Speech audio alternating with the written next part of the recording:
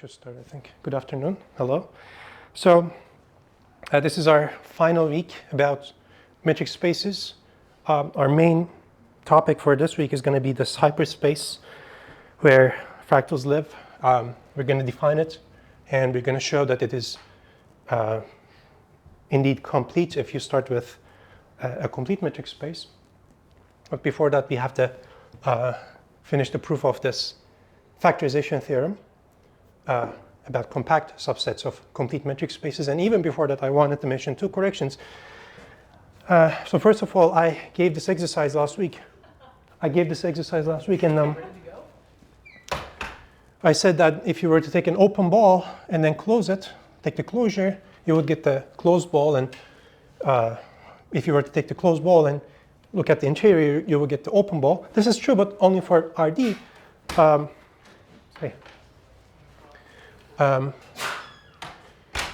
So I didn't say this.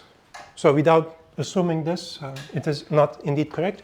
And for last week's weekly reports, some of you looked at this Wakil article where Wakil is taking sort of balls of balls.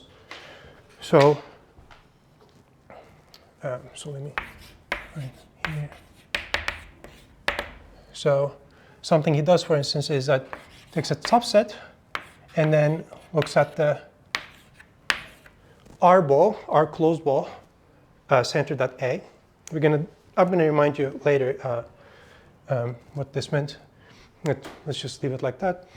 And then takes an S ball of this ball. And then one of the things in Wakil is that if A is a subset of Euclidean space, this is the same thing as taking A and taking the R plus S ball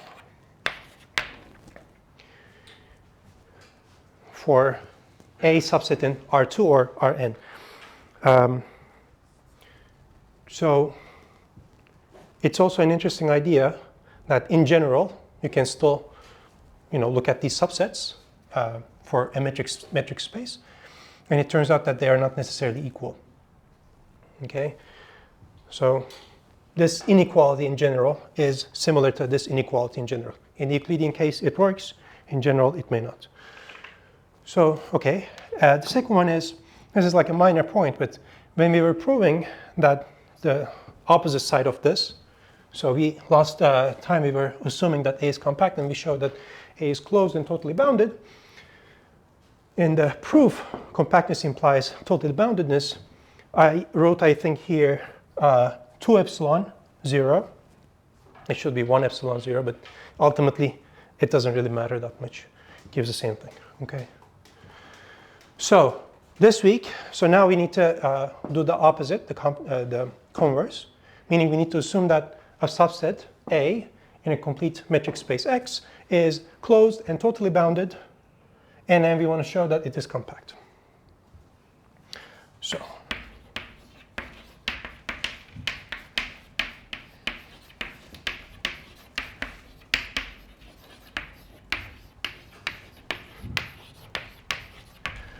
what we want is that A is compact. The definition that we're using says that if you have a sequence in A, it is a subsequence that converges. So let a bullet be a sequence in A. We need a convergent subsequence of A bullet. Now, let me just say that it suffices to find a subsequence of A bullet that is Cauchy.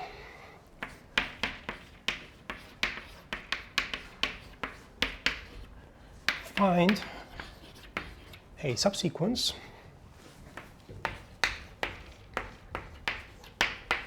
A bullet prime of A bullet such that A bullet prime is Cauchy. Let's think about this. Why does it suffice to do this? Any ideas? Yes? Since we suppose that our metric space is complete, Cauchy implies convergent, right? Exactly. And then it might converge somewhere, but I also need it to converge to a point in A. It's close, right? Okay, there you go. Just to recapitulate, why does it suffice? First of all, if I can find a subsequence of a bullet that is Cauchy, then by completeness, I know that it converges to some point in X. But then, since A is closed, that limit must in fact be in A, which is what I want. That's why it suffices to find a subsequence that is Cauchy. Okay. So that part, I sort of discussed the end game of the proof. And for that, we used completeness for X and closedness for A. The one thing that we didn't use is total boundedness. That's what we're going to use now to build this sequence, this subsequence.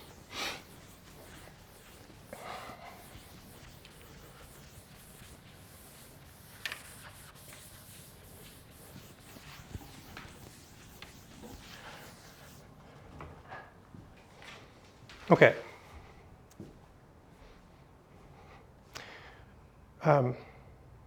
Perhaps let me first draw a picture to understand what is going on. So this blob is my A, and I have a bunch of points. It's a sequence in A. Let me just give it as an exercise, or leave it as an exercise, that I can assume that no two points in the sequence are the same. I'm just going to leave that to you, so that I really have infinitely many points. This is an abbreviation for without loss of generality.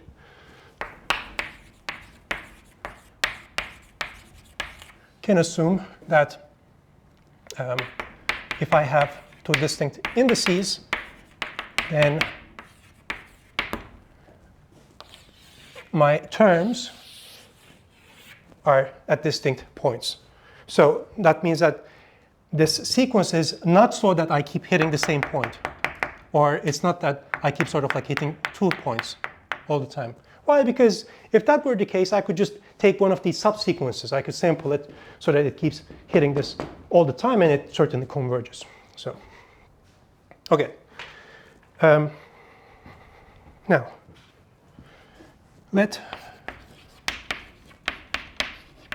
if I were to choose epsilon to be 1, by total boundedness, there is a finite subset F1, let's say, of A.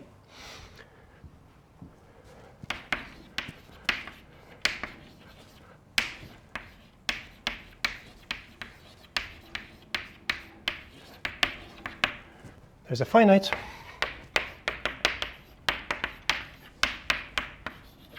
F1 subset such that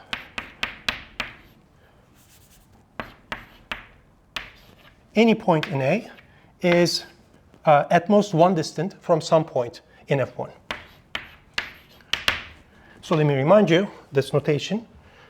Let's write it here. So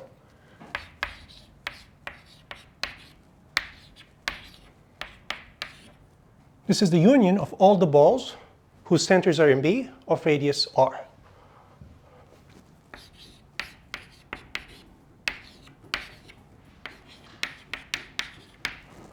Okay.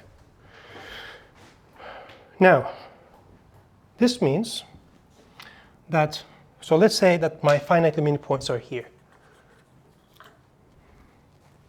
So this is like, let's imagine that these are all of radius 1.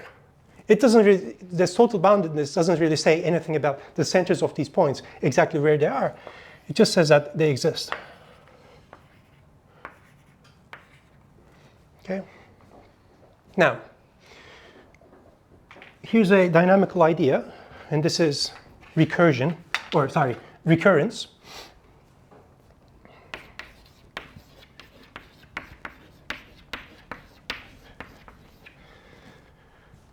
I have infinite many things in one thing that is covered by finitely many things. If that is the case, at least one of these balls, or rather the intersections of one of these balls with A, should contain infinitely many points. This is, in other words, it's called the pigeonhole principle.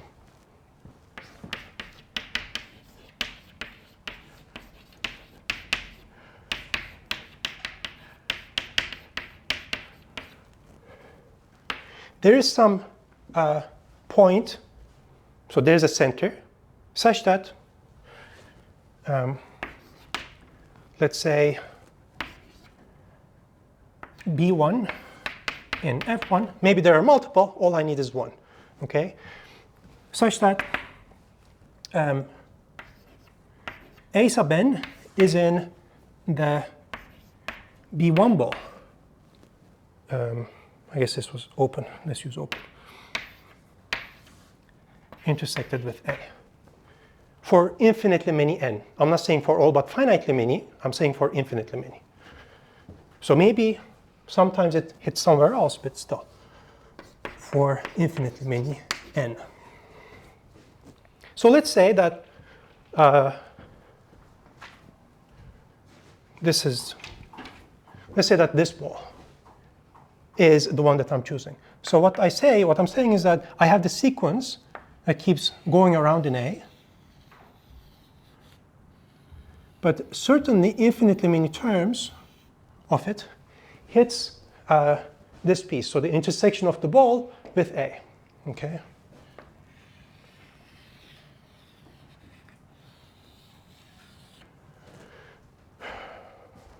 Now, if I were to sample my sequence in such a way that I have a subsequence that is inside this, I can do this. So, sampling.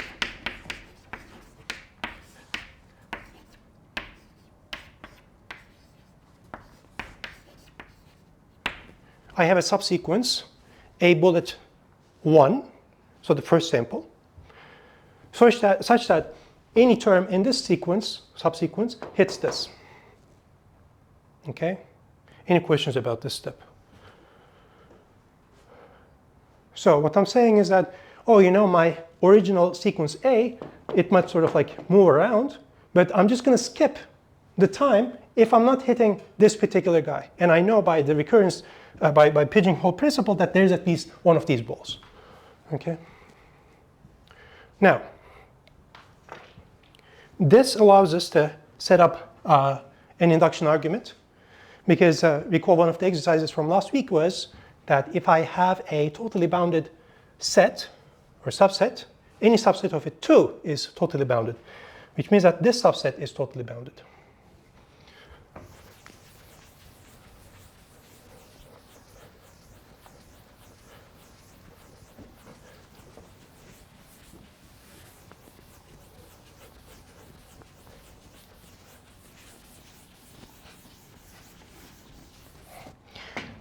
Now, what is the benefit of switching to the subsequence?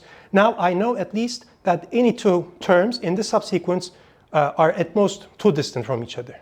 Okay? By exercise,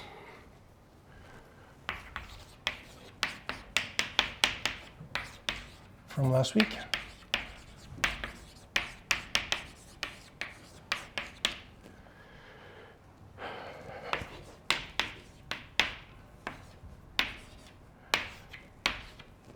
Okay, so this means this intersection. Or in other words, it's the one ball centered at B1 for the metric space A. Okay, it's a submetric space of X after all.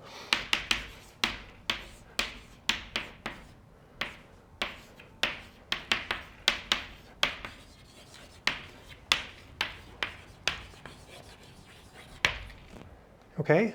So now I can choose epsilon equals 1 over 2, for instance.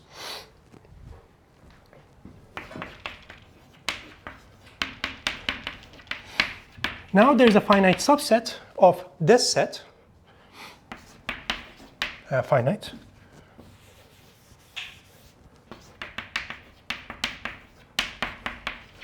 Let's call it F2.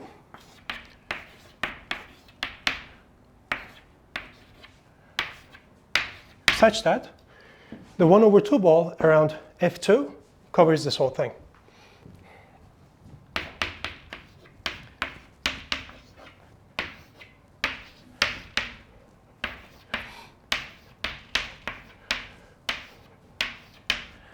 Okay, so this was this first stage. In the second stage, I use the same thing but smaller balls. And I'm just covering this smaller piece.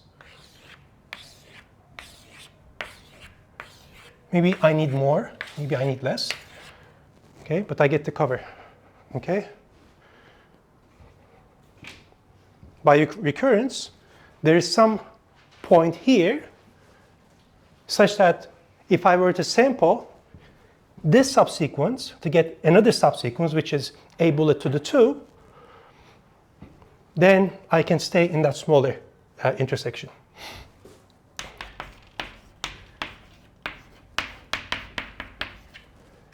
There's a center in F2, and there's a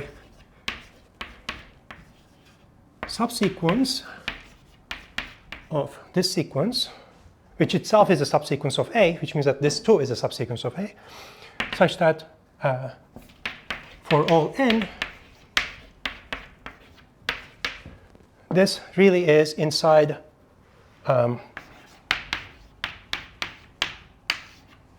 this intersection B2. So let's say that this is that ball. So instead of now focusing on the orange, I hope you can see the colors, but if not, maybe we can discuss it some other way. But let's use it like this. So now I look at the intersection here.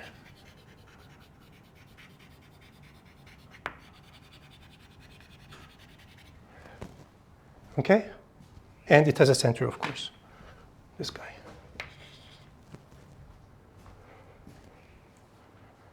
Any questions about this? Yes? So this question may be confusing because I think I'm a little bit confused. So we're taking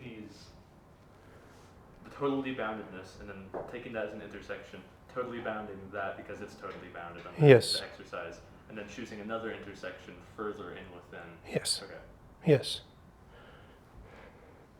So I just keep localizing by sampling better and better, so that by sampling wisely, I get to sort of contain my elements in the sequence in smaller and smaller balls. Okay? You keep going like this. Let me not write this formally.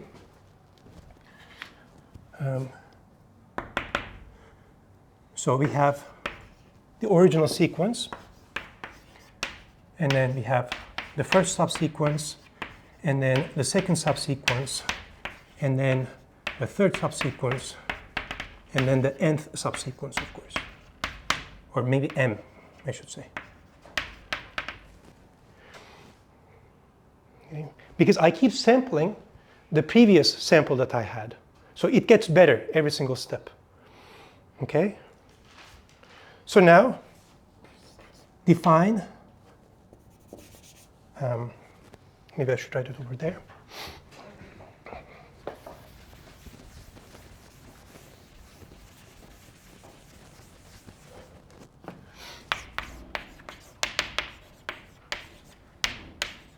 A prime bullet, the sequence that is Cauchy that I wanted in the beginning, which is a subsequence of the original sequence, by a prime bullet is, a prime n is the nth item of the nth sequence. Okay? Now I'm going to leave that to you that it's a Cauchy sequence.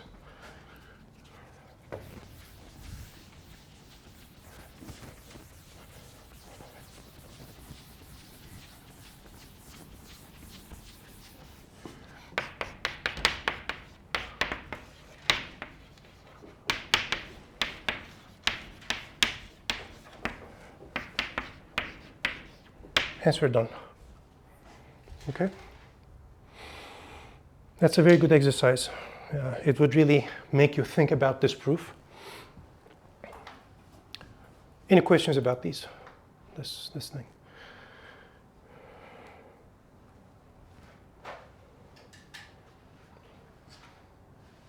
Okay. So that's that.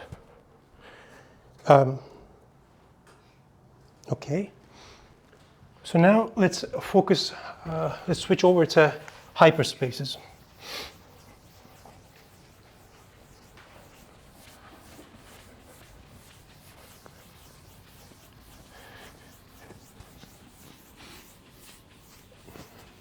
Now, there are a couple of different versions of hyperspaces that people use, but the one that we're going to be using is a particular one. So, hyperspaces.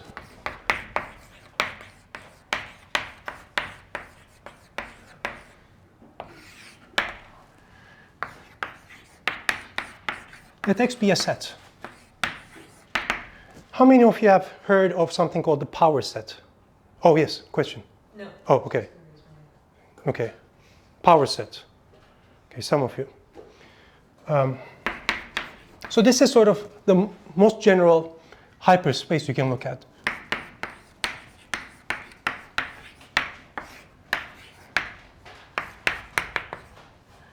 Is, people usually denote it by P of X. This is just a set of all subsets of X. So we might write it like this. A, such that A is a subset. So formally speaking, you see the same thing is an element of the power set if and only if it's a subset of X.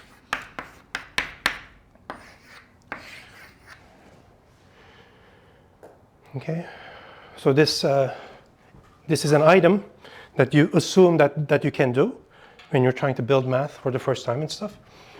And it turns out that building numbers and arithmetic and everything is sort of related to being able to do this power set construction. But let's just take it for granted that we can do it. So here's an example. Let's say that I have a set consisting of 2 points. It's a finite set. Sometimes this power set is denoted by 2 to the x to represent a certain cardinality relation, which is this. If I were to look at the power set of x, so I have the empty set. It's a subset of x after all. The singleton A, singleton B, and the whole set. Okay? So you see, if you started with 2 elements, its power set has 4 elements. And in general, if you start with n, if you started with a set that has n elements, its power set is going to be 2 to the n elements. Maybe I should leave that as an exercise here. If the number of elements in X is n, let me write it like this then. Sorry, it's better. More evocative. The number of elements in the power set of A is 2 to the number of elements of X. Now somehow it turns out to be true that even if X is infinite, this is true. And so this is why you have like different infinities. Somehow 2 to the infinity is strictly larger than infinity, it turns out, if infinity means the number of integers, for instance, or for any other set too. But I'm just going to leave it as that. But of course, we're using metric spaces in this class because we want to do analysis and approximations and so on. So you want to say something like, oh, instead of having an arbitrary set, which is amorphous, it doesn't have any structure whatsoever, let's say that I have a metric space. What type of a thing can I come up with that sort of like does this?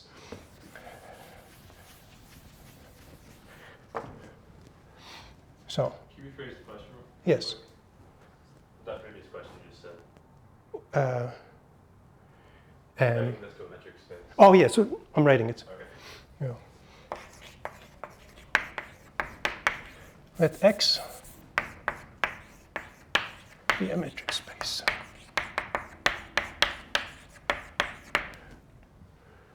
So what I want, a metric on P of X. That's what I want. It turns out that this is somewhat iffy, and it's also not that practical because, you know, it doesn't seem that applicable, that useful to talk about distances to the empty set. But so let's say it like this: a subset of P of X and a natural metric on it.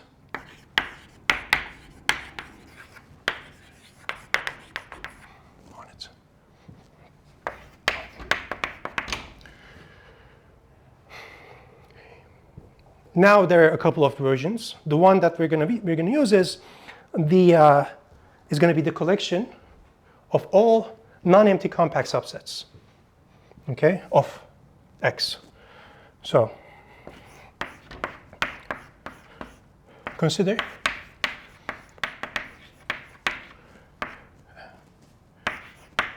A, which is a subset of X, such that A is compact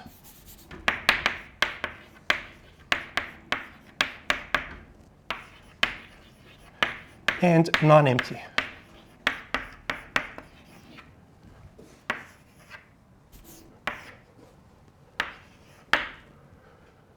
Okay, now I want a distance on this.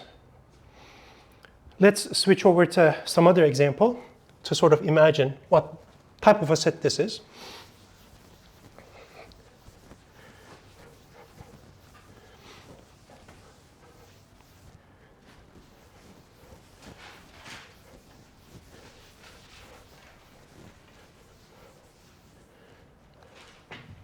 So example, let's just take the real numbers. Okay, so what are compact, nice compact non-empty subsets of the real numbers? Certainly closed intervals should be in there. Okay, so now I'm going to try to draw something like a Venn diagram of the space. So somewhere here is the point, the interval 1 to 2. So it's a subset for X, but it's a point for this. Okay, it's a hyperspace. And 3, 5, and so on. What else? Another example that is in this set would be the union of finite many intervals. Let's say 9, 15. So that's an exercise. Finite unions. So finite many unions of, or the union of finite many compact subsets of compact subsets is compact. If you want to use this definition with sequences, you would basically use this recurrence idea. Use pigeonhole.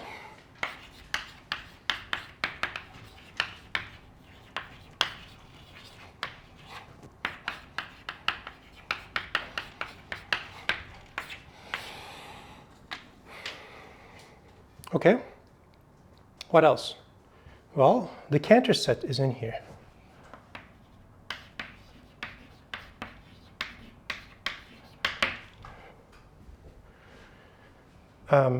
That's an exercise. So what does it mean for the Cantor set to be a point in this set of subsets? It means that it's a compact non-empty subset. So.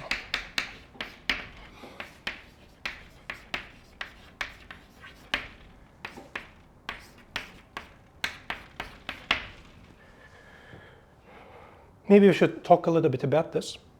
Any ideas as to how to handle this, how to prove this?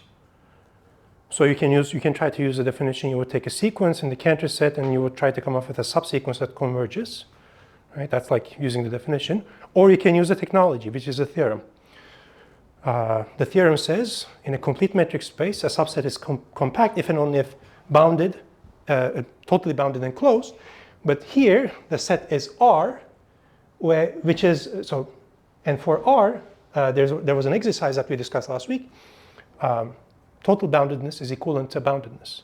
So instead of showing that this Cantor set is compact, what you can do is that you can show that it is closed and bounded. It is bounded, obviously, so that's free. Is it closed? In order for a set to be closed, its complement should be open. Okay, how do I get the Cantor set? By taking out open intervals. Okay, unions of open sets is open. There you go. That's a proof. I fast forwarded this, but that's one way of handling this. It's a very good exercise to sort of like go through the steps of this and to sort of like think about the concepts that we're using. And of course, you know, another example will be finite sets. So let's say 1, 2, 3. And then I can take unions of this and this, or this and this, and so on, because it is closed under unions and so on. So this is sort of like the set of compact subsets that are non-empty. Okay. So for now, we're just thinking of it as a blob, as a Venn diagram. So any questions about this so far? Does this like H have a name, or like H of X? No, this is the notation that they're using in the book, but somewhere else they use C, elsewhere. I mean, maybe it's for Hausdorff, but yeah, I don't know. So if you have a space like this one here where it's closed intervals, could you make a claim that a set like this, or is set the right word, or is this a space to use? I mean, for now, I'll just refer to it as H of X. yes. Is there a way of saying a set like this would be compact? Yes, if you can come up with a metric. That's the point. Okay. Okay? So I defined the set. Now I need a metric on it. Okay? Yeah, that's a good question. That's the right question. So not only do we want to think about this H of X as a bunch of sets put together, but also we would want to say something like, oh, what is the distance between these 2 points exactly? And what is the distance between these two, or between these two? Okay, so what we want to say is something like this, right? So you want to have a sequence of points here that converges to this Cantor set. So for convergence, we need to talk about, you know, topology, or, you know, a metric or something like that. So imagine this. So this is in there. And then I have 0 to 1 over 3 closed, union 2 over 3 to 1. That's another point. Here's another point. Okay, now it gets harder to write, right? Let me write it. And then, what is it? 2 over 9 to 3 over 9. And then 6 over 9 to 7 over 9. And then 8 over 9 to 1. So,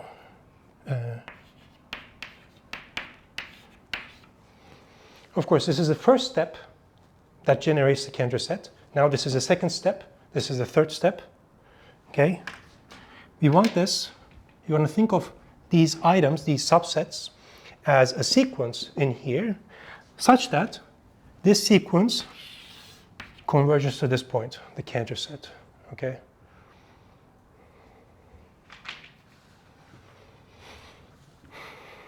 Interesting things are going on here, I understand, but this is basically the reason why we discussed metric spaces in this generality, because we're trying to sort of like use this abstract notions to this situation, which we're going to do next week probably. Okay, so we have the subset of the power set. It's a nice set of subsets, intervals and everything. So what we need is a metric, so that indeed we can talk about distances. Now here is one suggestion, perhaps. Let me delete this.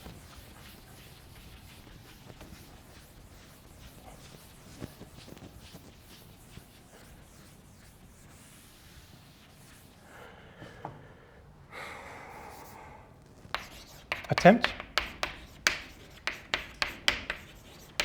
at a nice metric, natural metric. Well, let's think about this. Here's my one subset. Here is another subset. And let's say that this is in a metric space, so that I can talk about distances between points. So this distance and that distance. One thing you can try is this.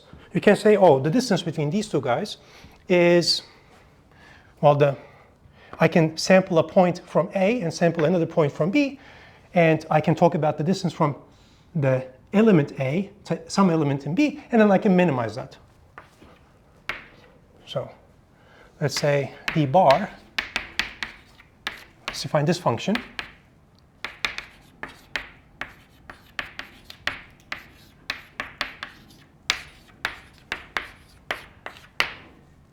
Why not? So in this picture, for instance, it would be probably this length. You can try this. Certainly it is symmetric. It is not separating points, though. Because, so, exercise. The bar is symmetric,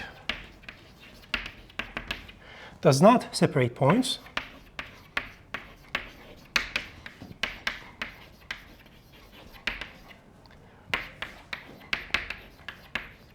So what does that mean?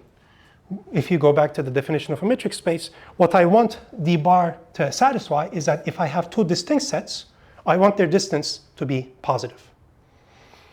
And this is a bigger problem. It doesn't satisfy the triangular inequality.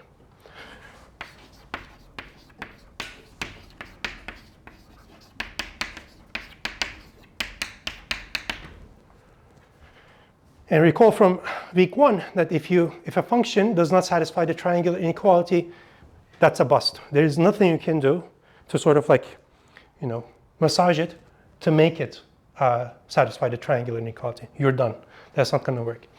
So that's a nice exercise. Try to come up with examples why this doesn't help, this doesn't work. Maybe I should just mention this. So consider, for instance, A. So I need 3 subsets, okay? Yeah, let's do this.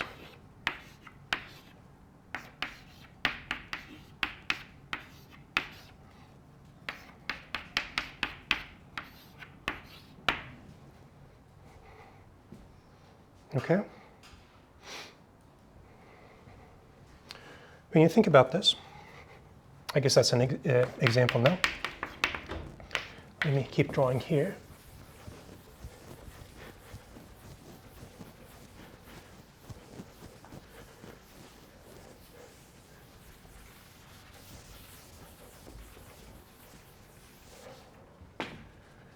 So, it's -1, 0, 1. Okay? So, this interval is A.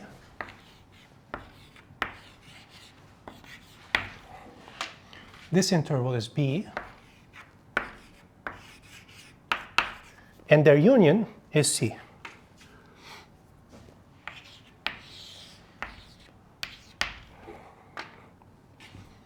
Now, I'm asking if the d bar distance, that is not a distance, but does this satisfy the triangular inequality? Which means that I want this to happen.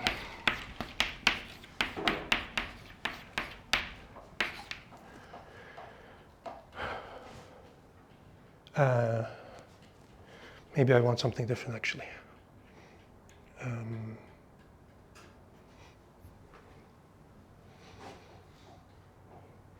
That's 0, that's 0, that's 0. Okay, in this case it does satisfy.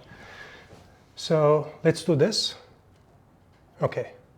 Yeah, can you just separate the and? Yeah, exactly. There you go. Minus epsilon plus epsilon.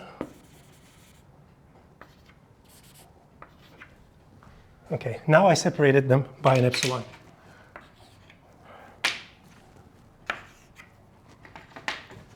Okay, so this length here is epsilon and this length here is epsilon, which means that if I were to try to minimize this distance between A and B using this guy, I would get here 2 epsilon.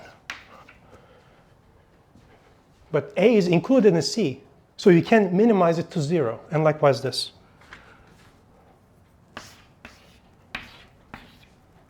Okay, so it does not satisfy the triangular inequality. So you're done. There's nothing to do there. You cannot sort of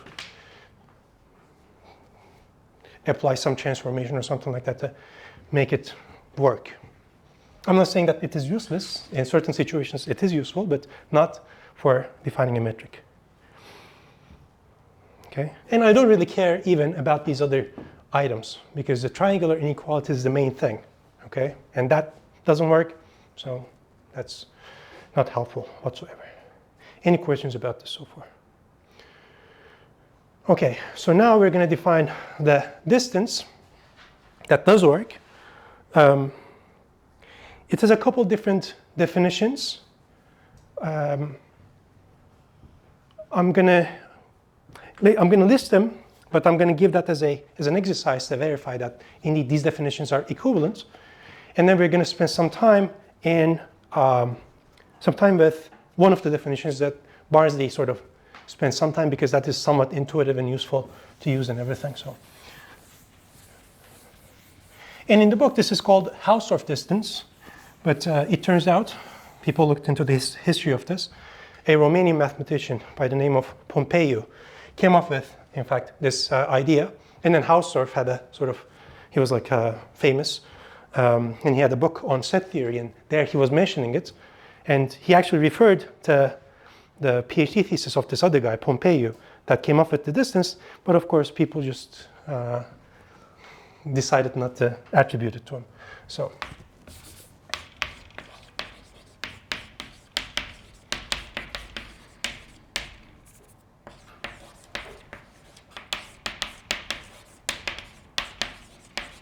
metric.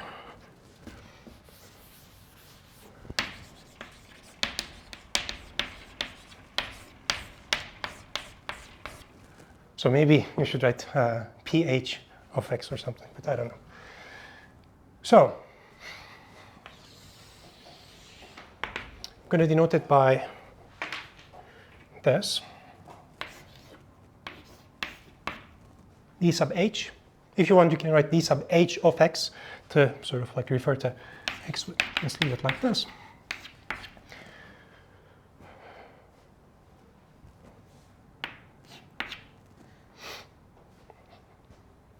Now, the first definition is sort of the functional definition.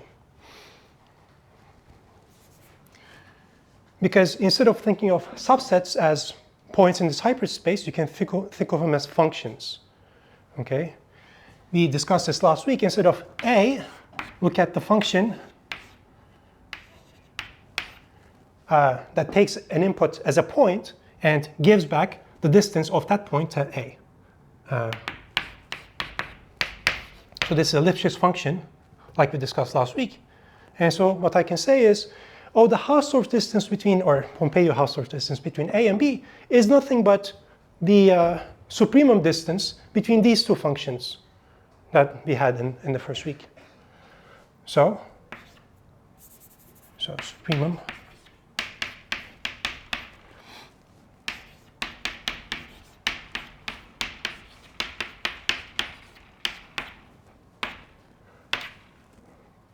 that's one definition. As you see, this is like very slick, but maybe it is not as intuitive. Another definition is this. Now I'm going to use balls centered at A and B. Infimum of all those radii such that A is included in the open ball around B, and B is included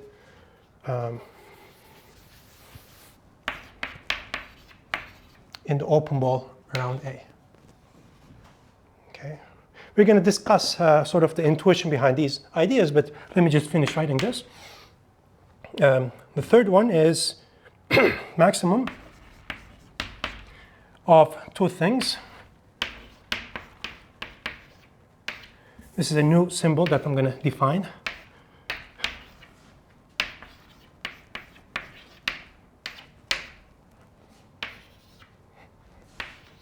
For now, let's just say that in Barnsley, this expression is defined as the distance from A to B, so the directed distance if you want,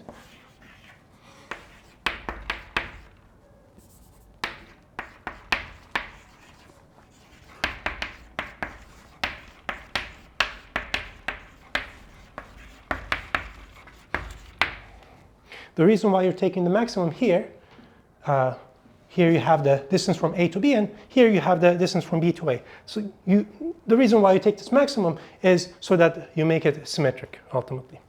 Okay? But a better way of thinking about this is going to be B trying to catch up to A and A trying to escape. So this includes a minimax type of definition. We're going to discuss that. Okay? So that's the equivalence of these three things is going to be an exercise.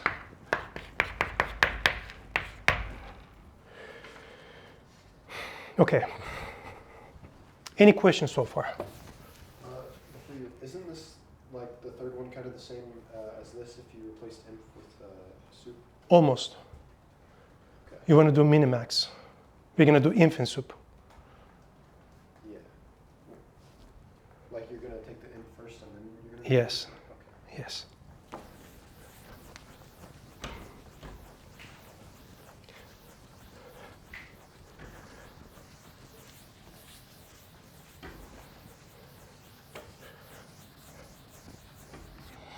Let's first talk about this second characterization. Now, what does this mean? So you have two subsets, and you're trying to measure the distance between them. So what you do is this. You have this R parameter, and you slowly take the ball around A and B. As you increase the size of A, you're sort of blowing up A. You want to sort of, at some point, cover B. Okay? So this is that part. And likewise, you start with B, you start blowing it up, and at some point you want to cover A. Okay? The smallest radius that allows you to do this is the distance you're defining. So maybe I should put here. So this is the ball definition. This is the functional definition.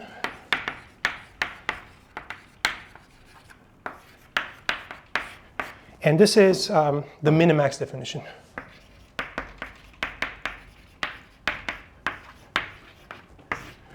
Let's first focus on the ball definition a little bit.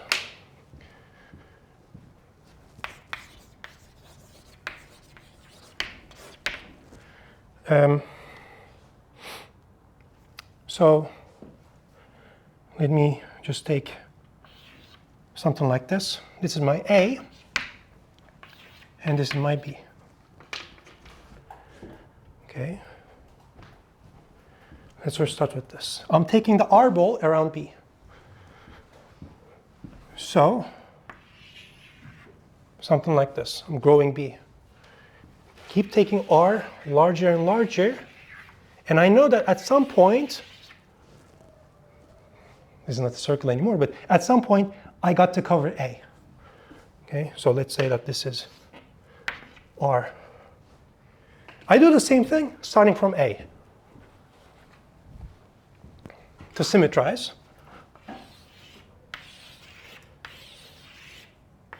so let's say that this happens with R1 for B, and for A it happens with R2, let's say, some other number. Keep making it larger and larger, and now R2. Okay?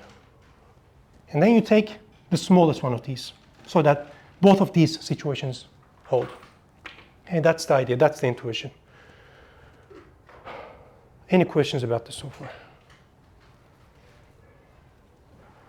Okay, so here's an exercise. This is also very good to build intuition. It's related to this definition. It's not exactly the same thing, but for inequalities it's useful.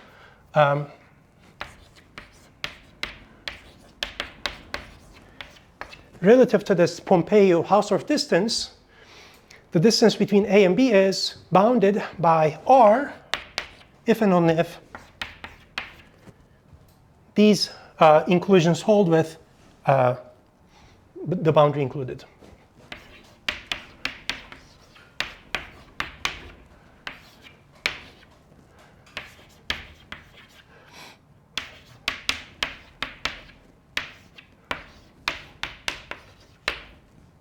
See, it's another factorization. It's related to this ball definition. Okay. Any questions about this so far? Yes? Are these metrics like actually equivalent, or do they induce the same topology? They're equal. Equal. Yes. They're equal. Now, when we, so we're going to take a break, and after the break, I'm going to focus on this third definition because that's the definition that Barnes uses the most. And it is a different type of intuition, this minimax, but it is very useful. So we're going to focus on this. So this was sort of like the, it was the spoiler as to what's going to happen. But now we're going to go back and sort of see, oh, this indeed satisfies the triangular inequality and stuff. Okay? I'm going to do that. Any questions? Okay, 5-minute break. Okay.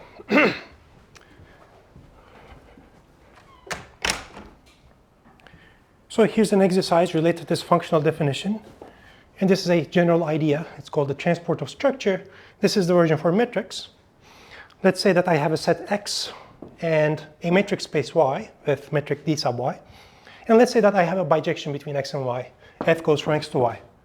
I can't talk about continuity or anything like that because X doesn't have a metric on it.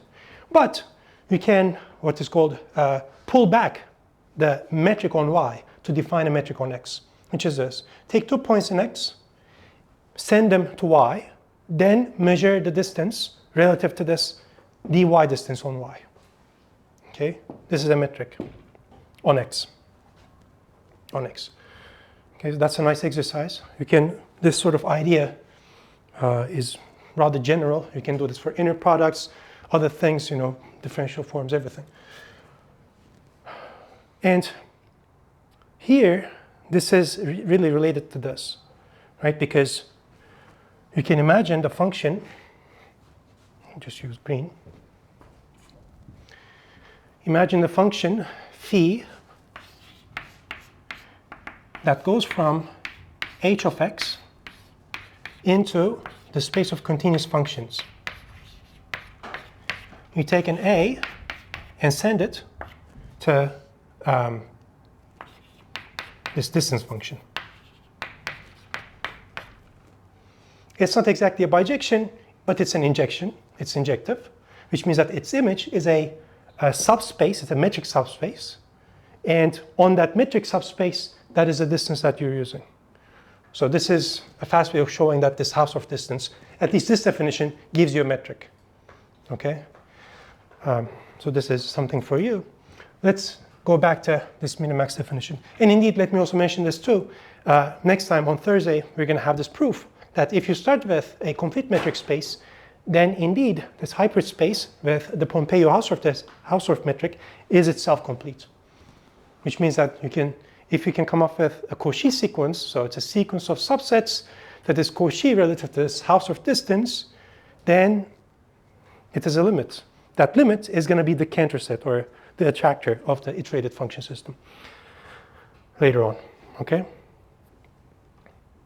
So slowly we're sort of approaching what we really want to do. I want to talk more about this minimax definition. So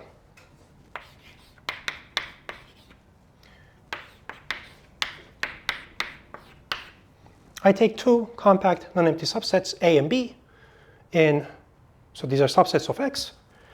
X is an arbitrary metric space. And I want to figure out, I want to sort of build some intuition as to what this minimax definition is all about.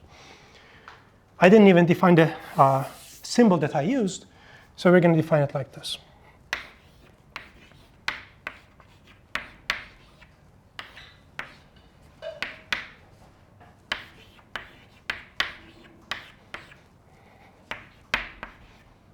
Let's use min.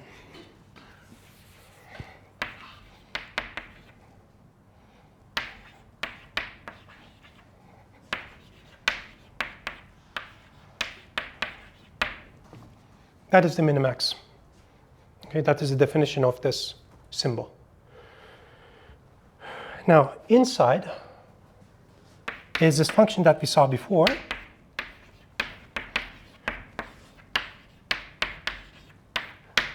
So this is this point to set distance business that we discussed before. I'm really just taking that function and maximizing it over the other set.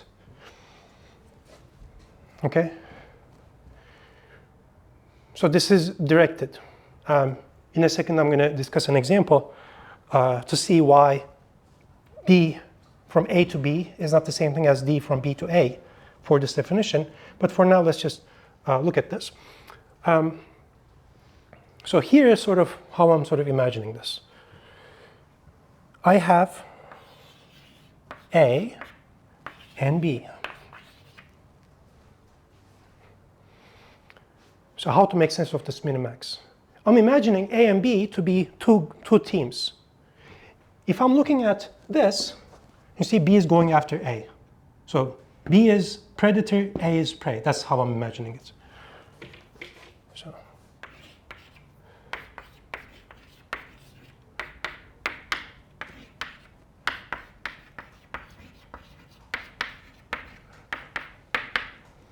in other words, B is trying to catch up to A, and A is trying to escape. Okay?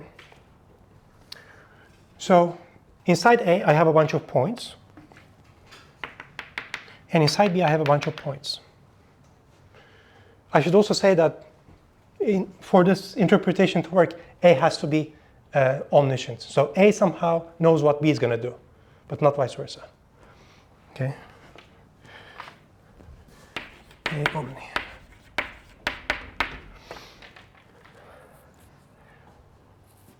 For any A,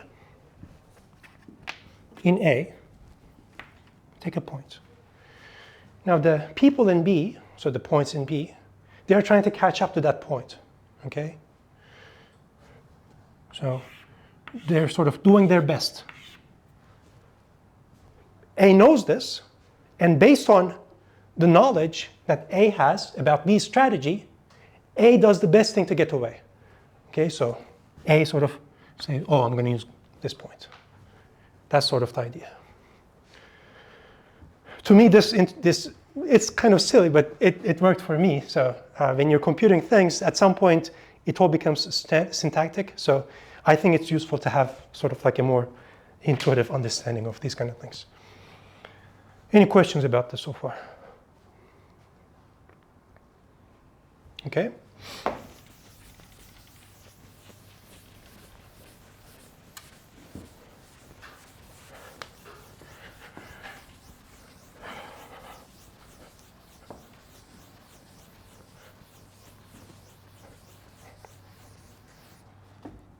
First example. Singletons, sets that consist of one point, they are compact. So I can look at, let's say, this X singleton and Y singleton. Okay? So I need to minimize over Y's and then maximize over X's. Well, in this case, there's nothing to minimize or maximize because I have literally one point.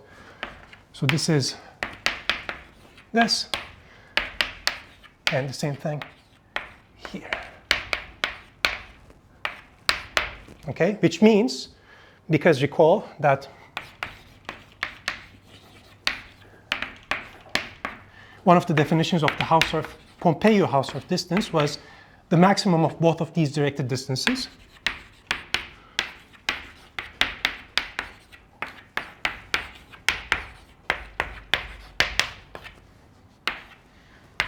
Well, in this case, this and this are both the distance between X and Y, which means that the Pompeiu-Hausdorff distance between the singletons X and Y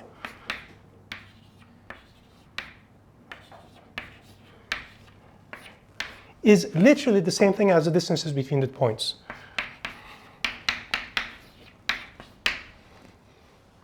Okay? So if you're trying to measure distances between point sets, you just get back the original distance. Okay? Any questions about this so far? Now let's think about this. I have then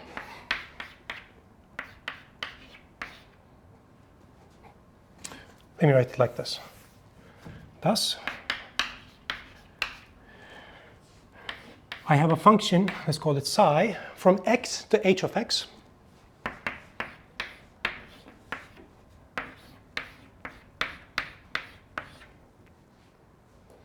take a point, send it to that subset that consists of that point.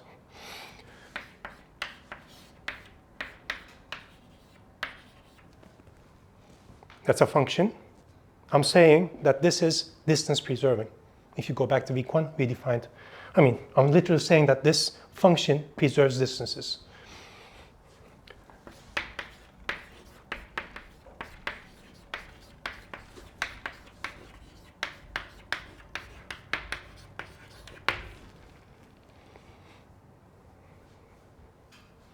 Okay. So that's sort of one step. Let's think about another example where possibly the directed distances don't match up.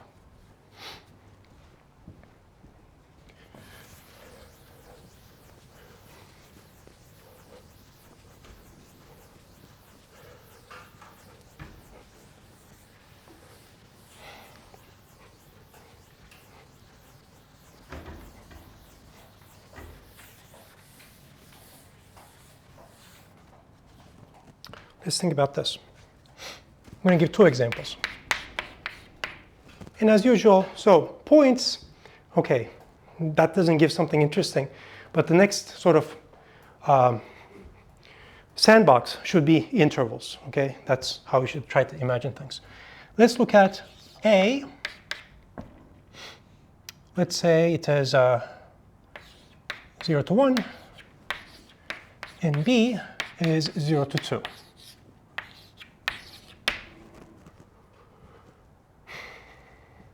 Okay.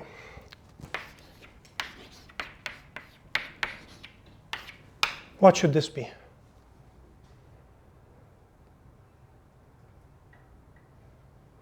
So B is trying to catch up to A. It goes 0 to, oh wait, no. Yeah, 0 to 0, right? Right? Because B is, in a sense, larger, and A doesn't have that much room. B is always going to catch up. Okay?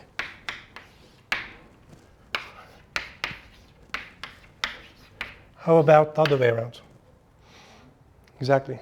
Okay? So now B is escaping, A is catching up. Well, A can move between 0 and 1. And once it moves, B knows where to go. Well, it's just going to take this other end.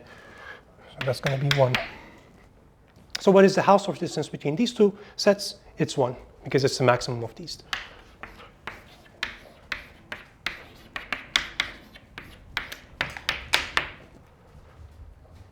Questions about this example?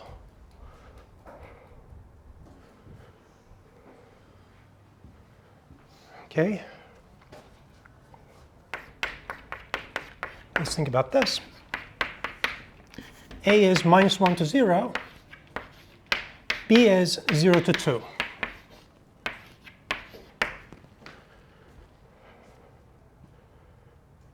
So we have this and this. So if A is escaping, what should this be? Right? Because the best B can do to catch up to A is to get to 0. And then the best A can do to maximize the distance is 1. So that's 1. But if you were to think about it the other way around, what happens? 2, right? Because B has more room.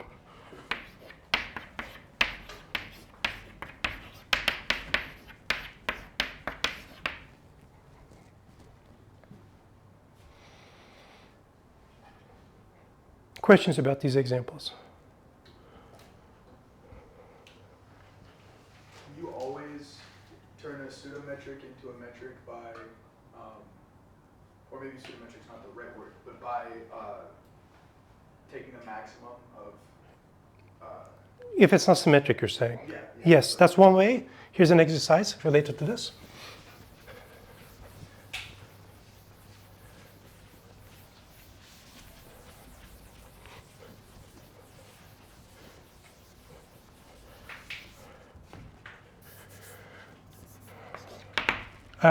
Let's consider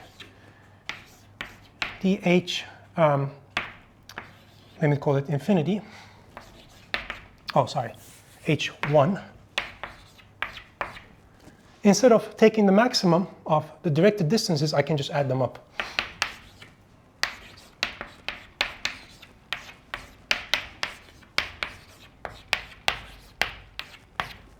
This 2 is a metric on the hyperspace. It's not exactly the same thing as the Pompeiu-Hausdorff distance, but it is Lipschitz equivalent. Say metric on X that is Lipschitz equivalent.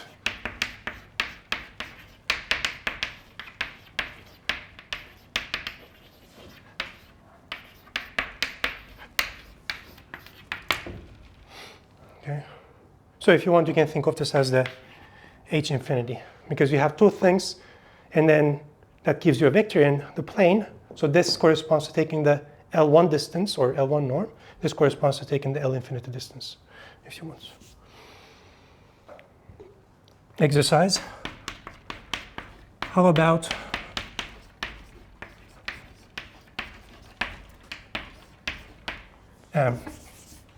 D, H, comma P. So now interpolate this metric and the original Hausdorff metric using these P norms. Are they metrics? I don't think they are in general, but still they satisfy something related to a triangular inequality.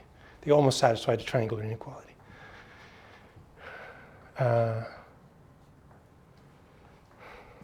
Quasi-triangular inequality, I think they satisfy. But that's a nice thing. That's a nice exercise. Any questions? Okay. So I'm going backward a little bit. Let's verify that you have indeed triangular inequality using this definition.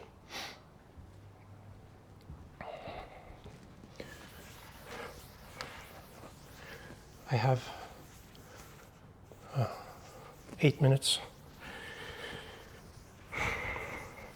I hope I'm not going to mess it up. I did it before, but it's kind of finicky, because you have to take like minimaxes in different orders to get the thing. So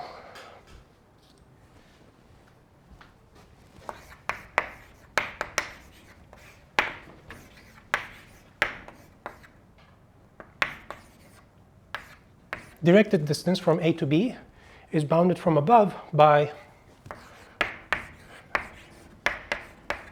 the directed distance from A to C plus the directed distance from Hausdorff, of course.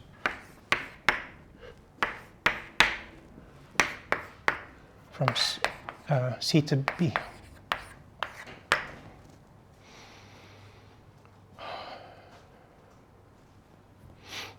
Okay. If I can finish this, I'm not going to continue doing this next time. So whatever I can't finish is going to be an exercise.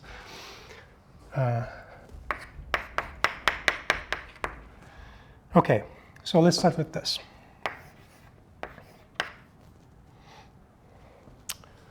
Okay, it's better to start with this. I'm going to take 3 arbitrary points.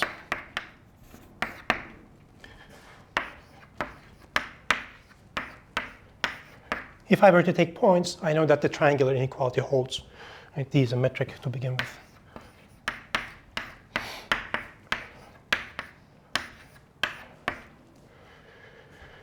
Okay. And let's remind ourselves the minimax definition.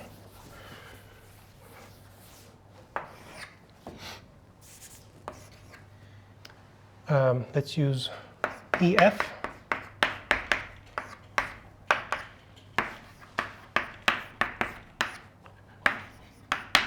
Minimize over F, maximize over E. That was the definition. Okay. Now, if I were to minimize over B here, I will get this. Okay.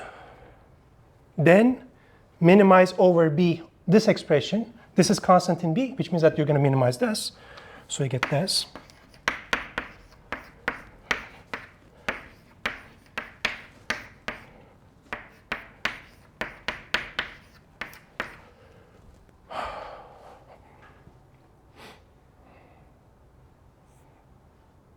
Okay. Okay, if I were to maximize this c, I get the directed distance here.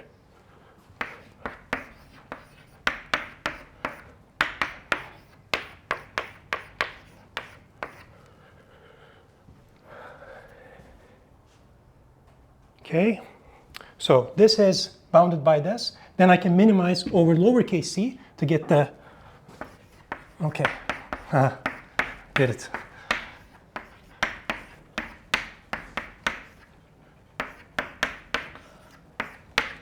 You get this, and then if you maximize over a, you get the inequality.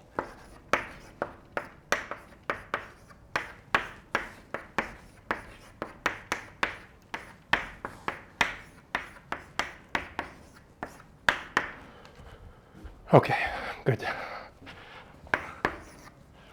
That was a stunt. So now it's a proposition. And then the proof. Okay. It gets messy a little bit, but think about it and like try to do the same thing yourself. As you can imagine, if you're not careful as to what you're maximizing or minimizing, you're going to get a different inequality.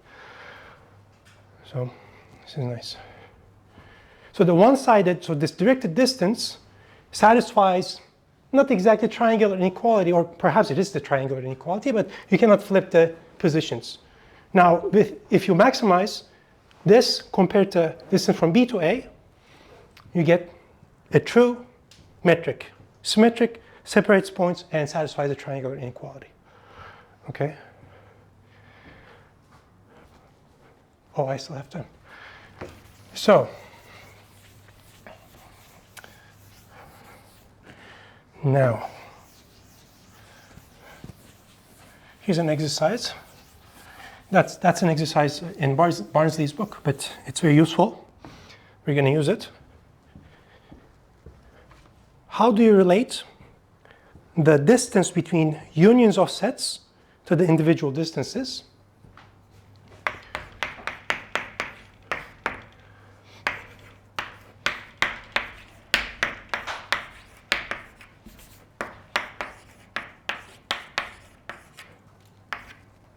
So the picture is something like this. So I have A1, A2, B1, B2, and I'm trying to figure out the distance of this union to this union. It turns out that this is bounded from above by the maximum of individual distances.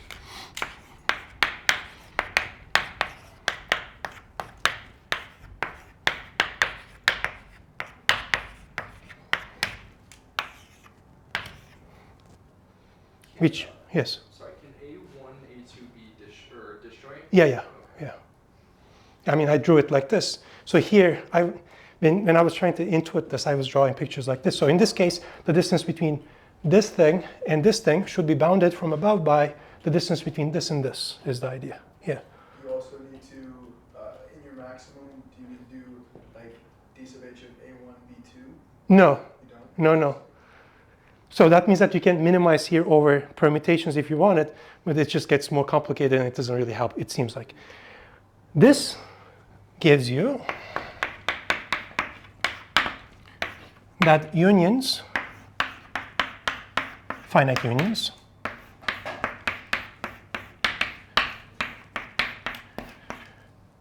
this operation that takes two sets gives another set. It's a function from a metric space to itself.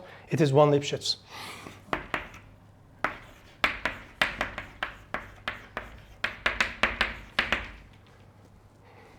Okay? That's an interesting statement. It's basically equivalent to this statement, if you know how to think about it.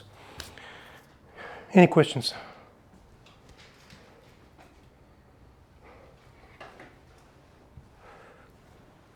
Okay, I think it's good time to stop. Next time, we're going to talk about completeness of the hyperspace.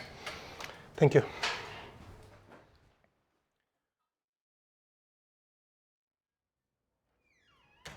Okay, let's start. Good afternoon. So I've graded the first reports. I'm basically very happy. I think it's going to work out, but I mean, it's promising, let's say. I've also put a lot of annotations in your document. So, and like, there are like further exercises that are like follow-ups.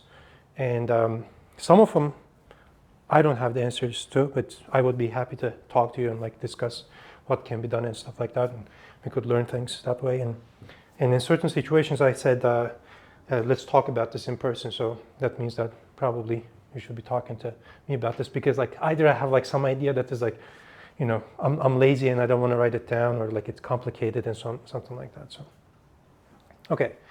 So today is our last class about this basics of metric spaces. Next week we're going to really switch over to fractals, iterated function systems. We're really going to start using this formalism. But there's one thing that we need to do, which is this important theorem, and it's the completeness theorem for the hyperspace. I hope I'll be able to finish it today, but it's kind of a technical proof, and I think it's useful to think about it and like go through it step by step. So we may not be able to finish it today, but in any event. Okay, so this here I'm reminding you the definition of this notation. If I take a metric space X and any subset of it A, then the R ball centered at A, which is this notation, is this. So I take the union of all those balls of radius r whose centers are in A. Okay, so in the book, this is denoted by, well, I guess in the book they don't use it, but you can of course use this as well. And if you use this, in the book they denote it like this, A plus R. Okay, it's the same thing, but I use this notation. So here's a nice exercise. Really, this open ball centered at a set is the same thing as the set of all those points in X, such that the point to set distance from X to the center set you chose is less than R. So this is sort of like also a justification as to why you would use this notation similar to this notation over here. And likewise, if you were to take less than or equal to, all you need to do here is to switch to less than or equal to as well. Okay. So here's an important exercise that we're going to use in this theorem that I mentioned. If I take an A in the hyperspace, now recall that this hyperspace of X is the set of all non-empty compact subsets of X. So this is just a faster way of saying this, right? So let me write it. Because things are getting slightly more abstract here, I want to sort of take my time a little bit. i.e. A is a subset in X, is compact and non-empty.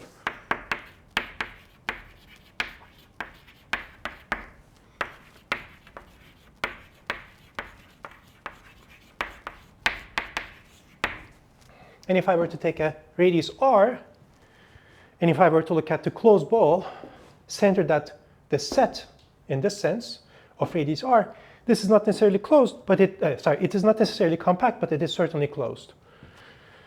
What that means, of course, is that if I were to take a sequence here that converges to some point here, that limit point has to be inside this ball. That's something that we're going to use.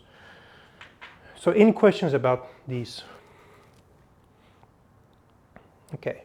So just to remind this definition of the Pompeiu-Hausdorff distance, let's think about the following example. So I guess it's a proposition. If I take a metric space X and look at the hyperspace H of X, and which is a metric space relative to this Pompeiu-Hausdorff distance,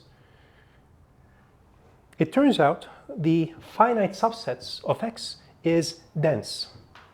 Recall that dense means we can approximate any other set using these things. So let me write it.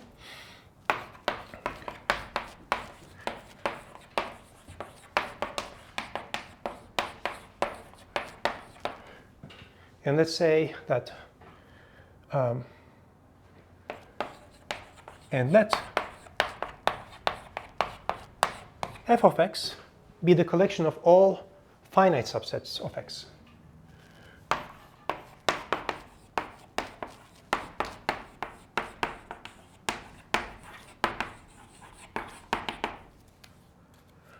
Finite.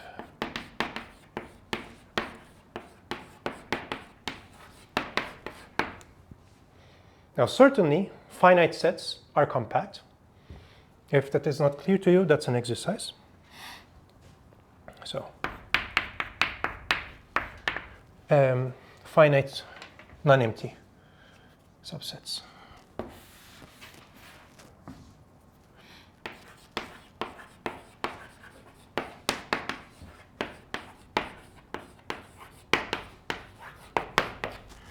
So, exercise is f of x is a smaller hyperspace inside this bigger hyperspace. So,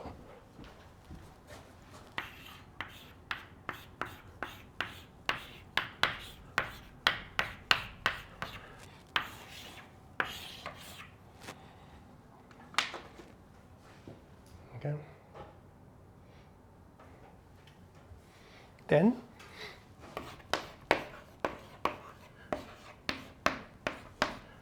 this is dense in h of x.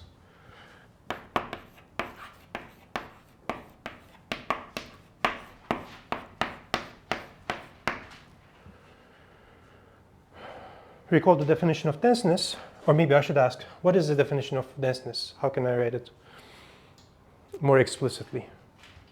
Closure of the activation. Okay, that's how I wrote it, but maybe with epsilons, how would I say? Distance between a point in F. For all points in H, there's a point in F that is epsilon close to the point in H. Exactly, right? So that means that for any epsilon and for any point here, which is a compact subset, I should be able to find a finite subset that is epsilon close to it relative to the Pompeiu-Hausdorff distance. So, proof. Let A be a compact non-empty subset and epsilon positive. Need, so want, a finite subset f of x such that the distance between these two guys is less than epsilon.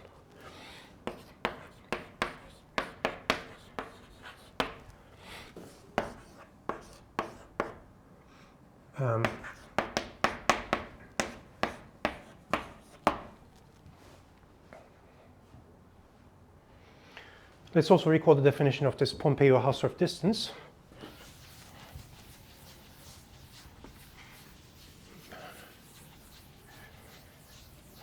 Now, there are a couple of different definitions like we discussed last time, but let's use the minimax definition because that's the definition that Barnsley uses the most. It seems intuitive or useful in certain situations, and certainly it is in this case. So recall also that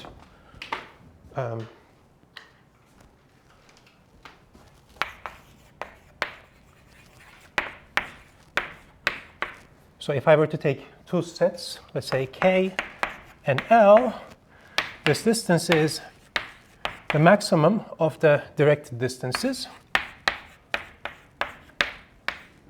D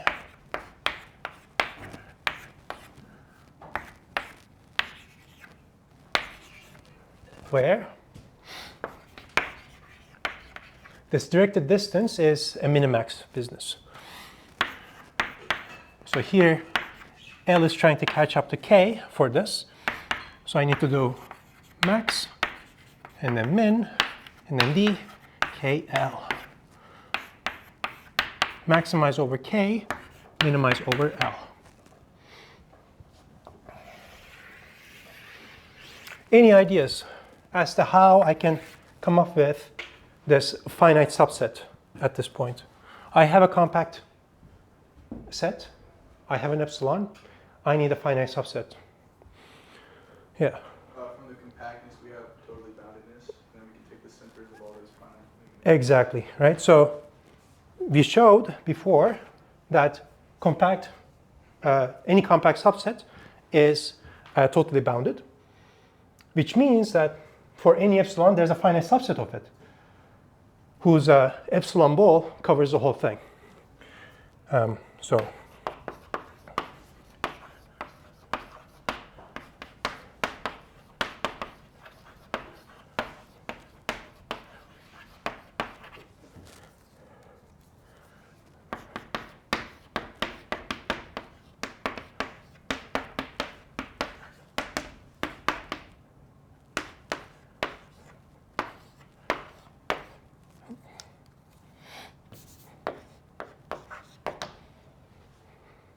Okay.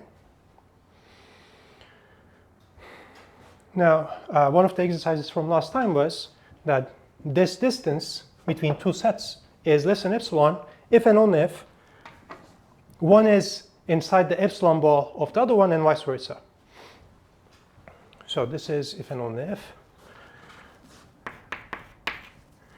So A is inside the epsilon ball in F, and F is inside the epsilon ball of A. Okay, so total boundedness gives you this side. How about this side? Well, F is already in A, and A is inside its epsilon ball. So also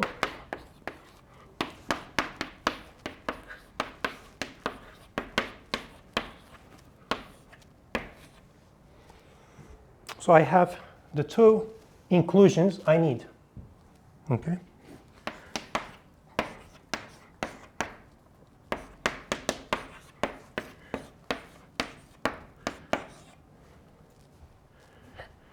This is like a nice exercise, really, but I wanted to sort of do it in class so that we have some more experience. So really, like, even if you have the hyperspace of the reals, of the real line, which is a bunch of like intervals, the Cantor set and everything, up to an epsilon, you can think of any point there as basically as a finite set. Okay, that's interesting. Any questions about this?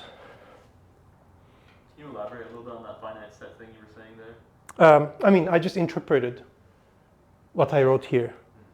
Like up to an epsilon error, any sets, Cantor sets, you know, intervals, unions of intervals, whatever, is basically a finite set. So some of you, for the first report, proved that the Cantor set has infinitely many points, but somehow up to an epsilon error relative to this distance, it is finite. Okay. And indeed, if you wanted to think about this in terms of sort of something more concrete, you can say, okay, I have the, yeah, let's draw this. I have the hyperspace of the real line.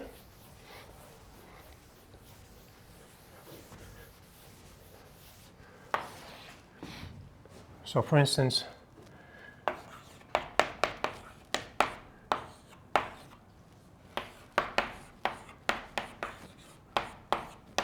it's a point in this hyperspace, 0 to 1 interval. What is a finite set that approximates this interval? Well, you take little tiny pieces, let's say, you know, 1 over k, 2 over k, and so on. So let's say that your f sub k is 1 over k, 2 over k, and then k minus 1 over k. I'm not saying anything about the upper bound as to how many points you're going to have, right? Because total boundedness doesn't say anything about that. It says that you have finitely many, maybe too many, but still finitely many. And if you have this, for instance, if I were to take, so this spread, right, is 1 over k, which means that if I were to take 2 over k balls, center that here, I would cover everything.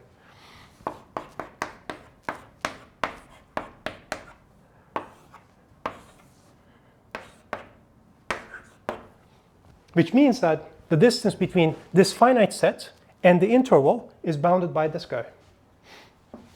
So maybe I should write it like that.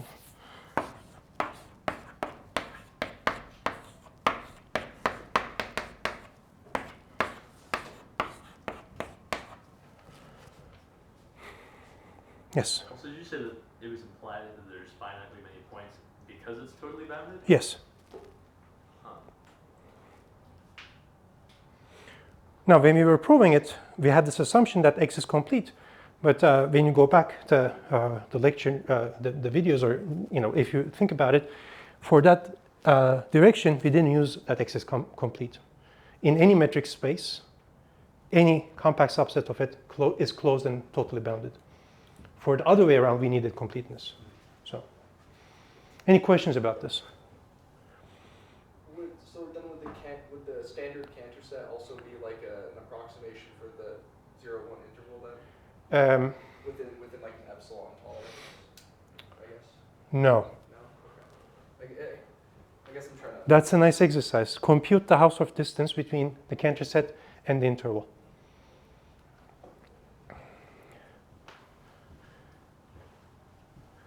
I mean, okay, yeah, that's a good exercise actually. It's a nice concrete exercise.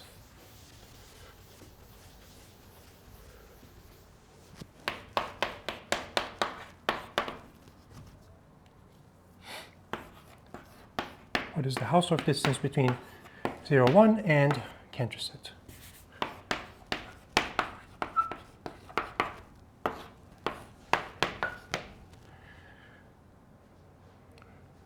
So in this minimax definition, one set is escaping from the other one, and the other one is trying to catch this Cantor set inside the interval, which means that you should really be looking at this escaping from this, right?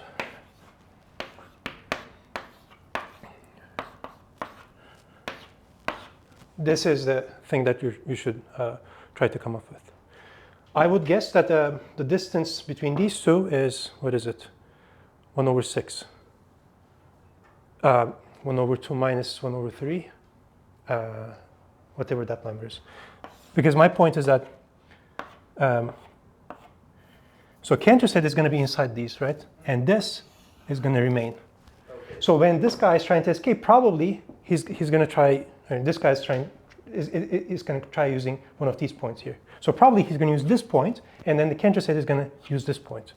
That's what I'm expecting. So this distance should be 1 over 2 minus 1 over 3, which is 3. 1 over 6, okay, it was right. I think we should check this. Okay. Does this make sense, this heuristic? Yeah. Okay. I mean, there are other gaps here, but they're smaller. And in this definition, this guy is omniscient, so he's going to use the best strategy to escape.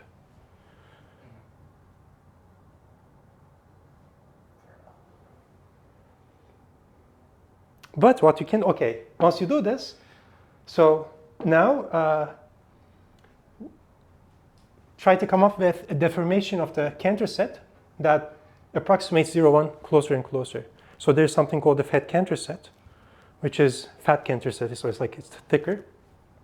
We're going to see these later on, but if you basically if you mess with the contraction coefficients, how much you're sort of contracting or scaling down, you can sort of come up with a Cantor set type object. It's an attractor of an IFS that has positive Lebesgue measure, for instance. Yeah, these are called fat Cantor sets. Let me write it here.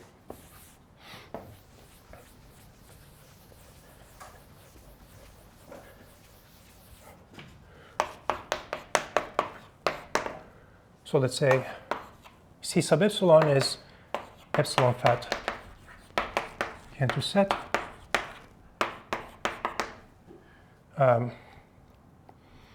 So build one like this. Oh, sorry. Such that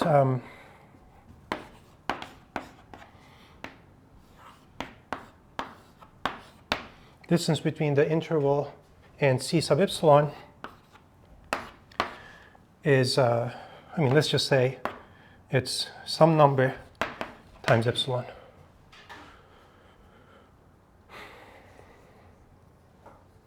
I think this should be doable. Any other questions? So it's a very good exercise, yeah. As you can see, so we're sort of like, in a sense, pushing and popping. It's like we're changing the higher, or the level of objects, so it can get confusing. But ultimately, the sandbox is intervals and things like this Cantor set type of thing. Okay. So here's an exercise.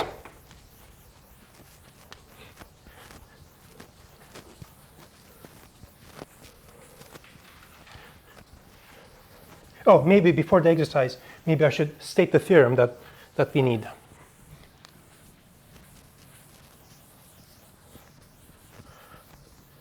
To justify this exercise. So theorem.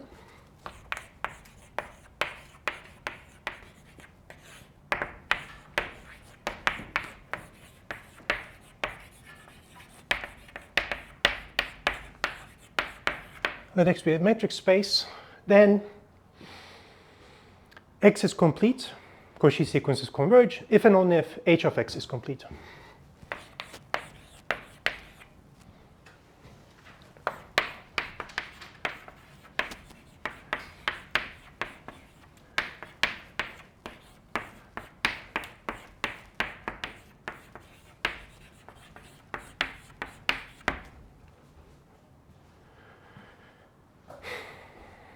So this is one of the reasons why you would say this Pompeiu-Hausdorff distance, which is this bizarre thing, is a natural metric.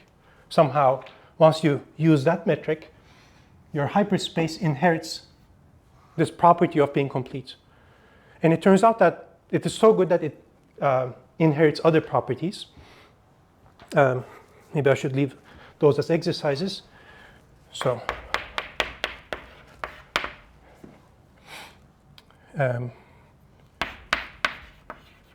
X has, let's say, property P if and only if H of X has property P for P compactness, total boundedness, discreteness, for instance, for P discreteness.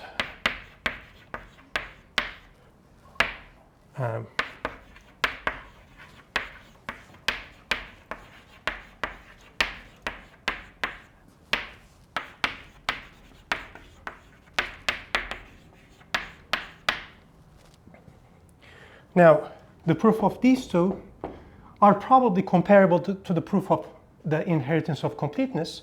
This one, though, I think it's a much more reasonable exercise. So I think one of your colleagues was going to look into this cardinality business. So when you take the power set of a set, how does it cardinality grow? You may want to look at this exercise here as a continuation. So you have a metric space with discrete metric. Show that it's hyperspace too.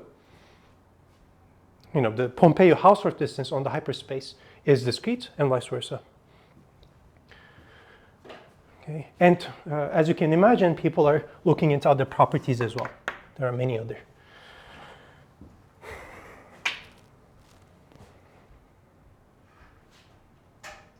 Okay, any questions about this? Oh, let me also mention one more thing. Of course, there's nothing that's stopping you at applying this H once. You can do this as many times as you want, and you can just keep building hyperspaces of hyperspaces. Let's try it here. So hyperspace tower, as a definition.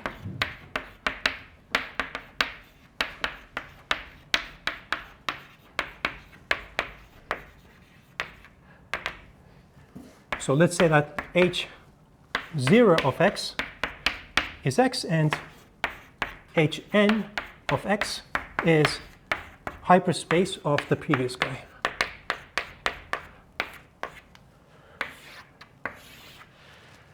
And so you can keep applying this, and you would say, if in this tower there is one metric space that is complete, then in fact all of the metric spaces in this tower is complete and discrete and totally bounded and compact, whatever. Now this seems like a rather even more abstract construction. So H2 of x would be compact subsets in the hyperspace of x. But it turns out that it is useful. Barnsley has this other book called Superfractals, and there he's using H2 of x.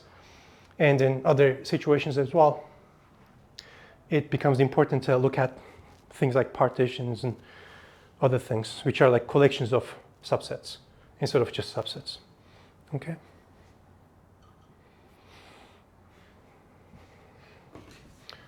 So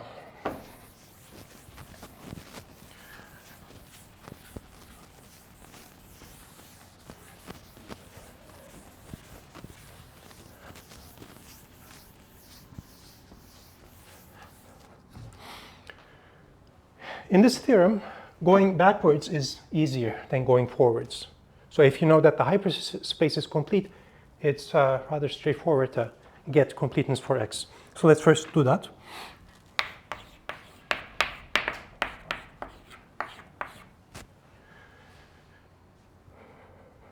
Well, for that, I'm going to need to use this function that we discussed last time, which takes a point in x and sends it to a point in h of x, which is the singleton that is that point. So consider psi that goes from x to h of x, and psi of lowercase x is the same thing as the singleton that is x. Now we discussed last time that the Pompeiu-Hausdorff distance between two singleton sets is exactly the same thing as the distance between the 2 points, which means that this psi function is distance preserving.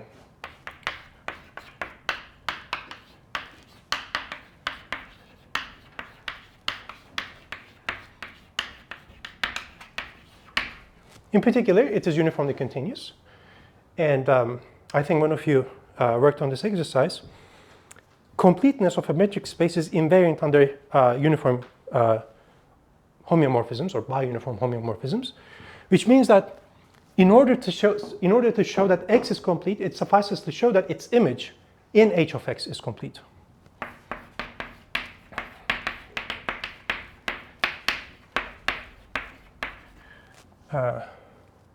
So let's write it like this. So image of x. So when you write it out, you get this thing.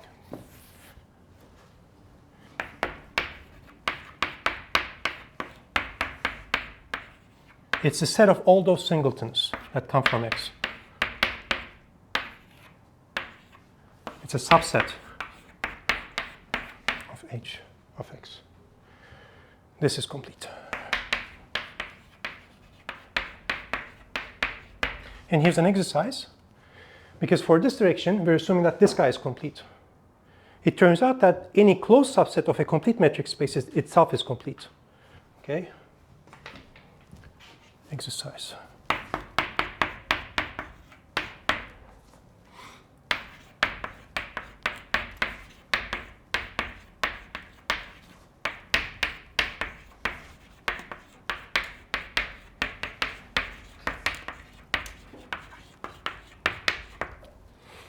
given this exercise, now it suffices to show that this image is closed. Okay, it's less scary.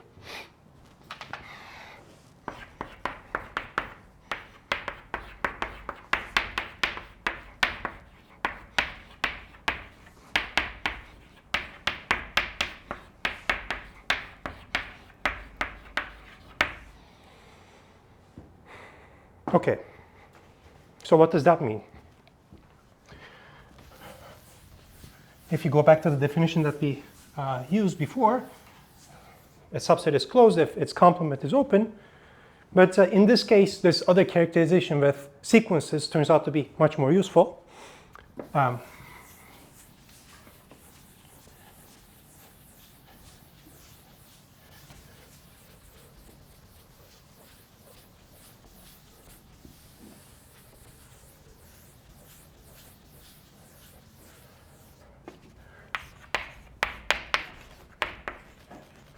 Let's take a sequence.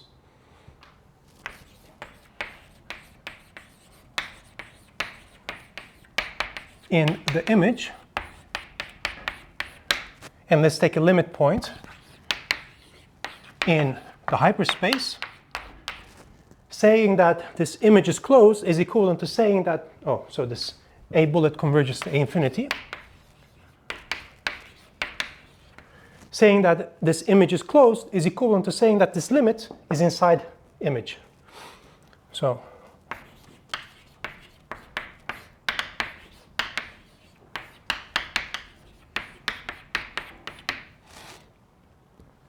okay. Now, because I'm taking A bullet to be a sequence in the image of psi, and the image of psi includes only singletons, that means that for any set in this n, in this sequence A, there is a unique point in X such that this happens.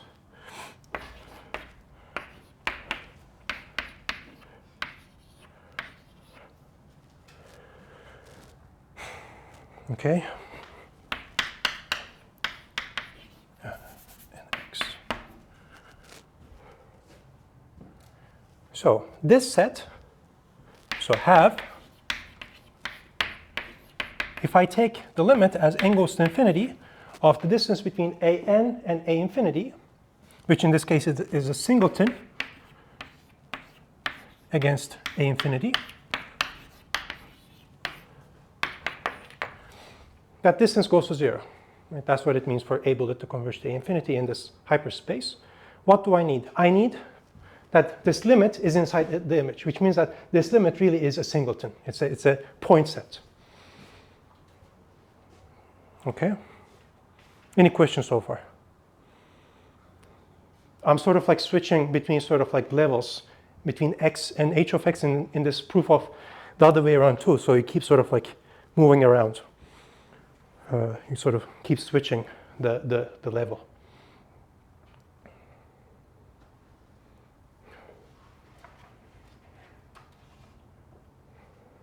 You should have a question about this, I feel like.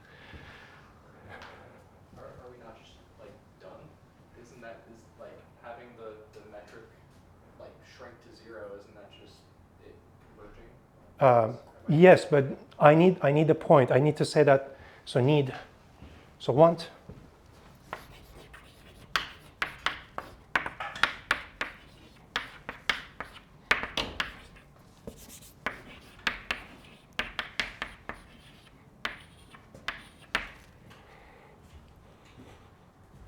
But that's what it would mean for A infinity to be in the image.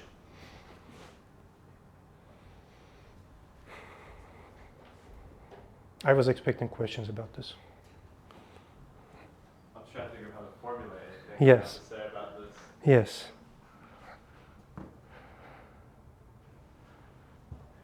It's somewhat abstract, but it's the foundation of many things that we're going to do. So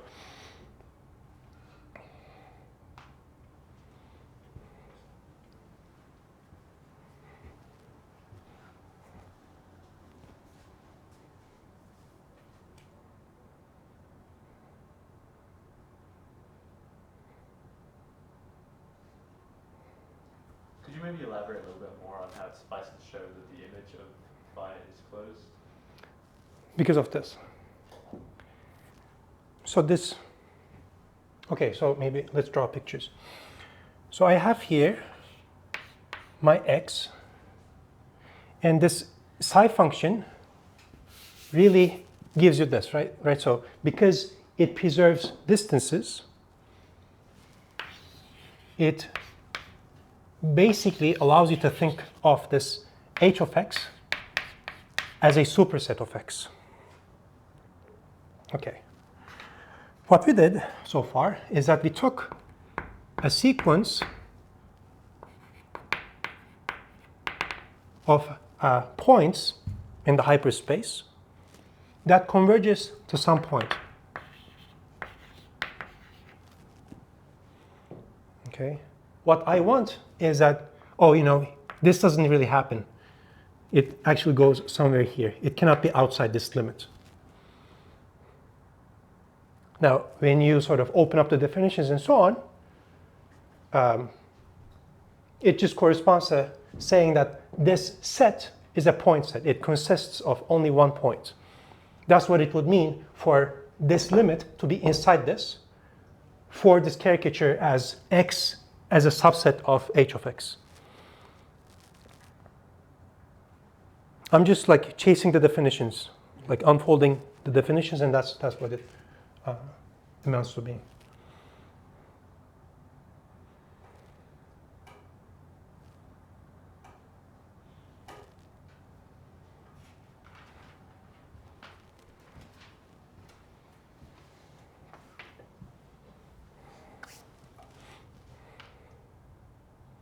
Any other questions?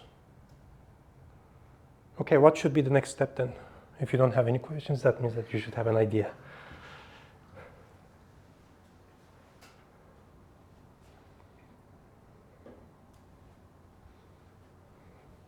You've got to use what you have to get what you want. So what is this? What is this distance, Pompeiu-Hausdorff distance of the singleton to this set that I don't know much about? The minimax between the two of them. Right? And since the singleton as well, shouldn't it be just super close? Yeah, you're getting there, yes. So what does this mean? Forget about the limit so far. Let's try to open up this definition. So this is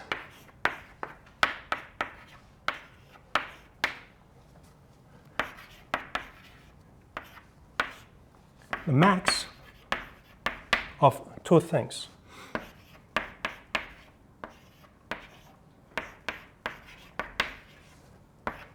The directed distance of the singleton to A infinity, and the other way around.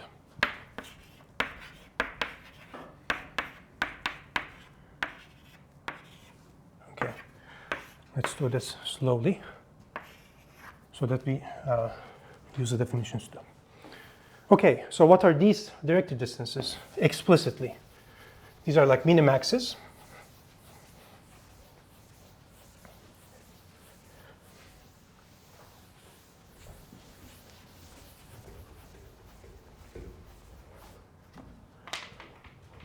So what is the first one?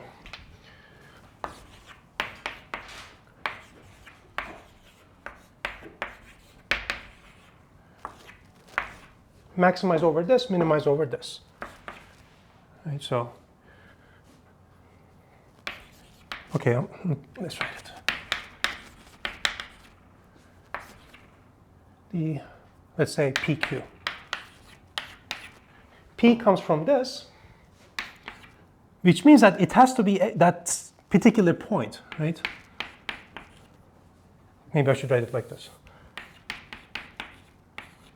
P is an element in the singleton set, which means that P has to be equal to that.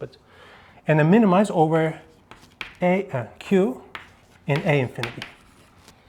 Okay. But if you're trying to maximize over one thing, that's just the thing itself. Like there's nothing to maximize there, which means that this is this.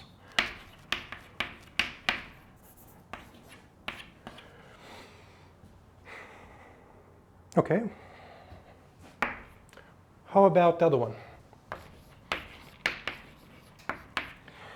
You see, because this Pompeiu-Hausdorff distance is the max of these two directed distances, because you have control over the Pompeiu-Hausdorff distance, you have controls over these directed distances. So it might be that maybe this is useful, maybe this is useful. It turns out that this is not that useful in this case, but you're going to see in a second why this other directed distance is useful. Again, I'm writing down the definition. Okay, so P is in A infinity, and then, oh, maybe I should write it like that. Q is in A infinity, and P is in the singleton. I'm just unfolding the definitions.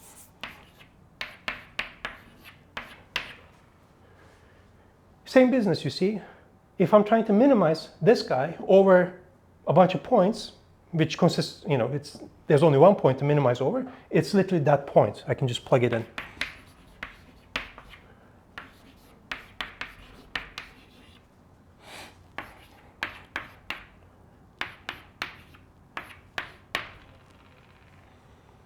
Okay. Should it be Q and XN? Thank you.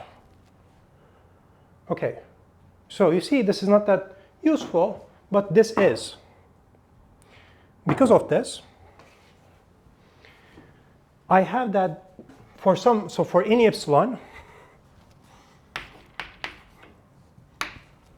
because this limit converges, there is some number, capital N, such that for any n after capital N, the Pompeiu-Hausdorff distance is less than epsilon, which means that this distance is less than epsilon, which means that this distance is less than epsilon. But saying that this is less than epsilon means that for any q in A infinity, this distance is less than epsilon.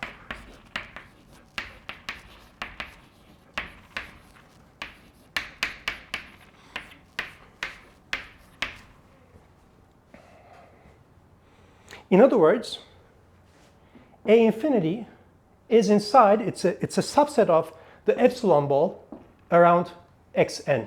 So I should maybe write it like that.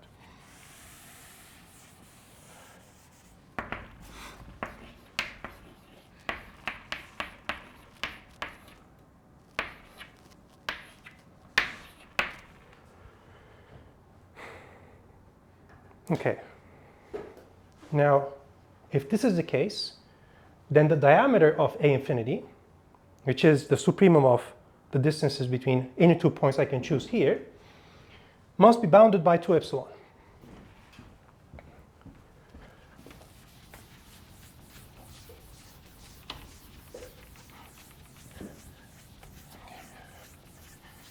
I was going to give this side as an exercise, but I think it's good that we're sort of thinking about this, discussing it in class.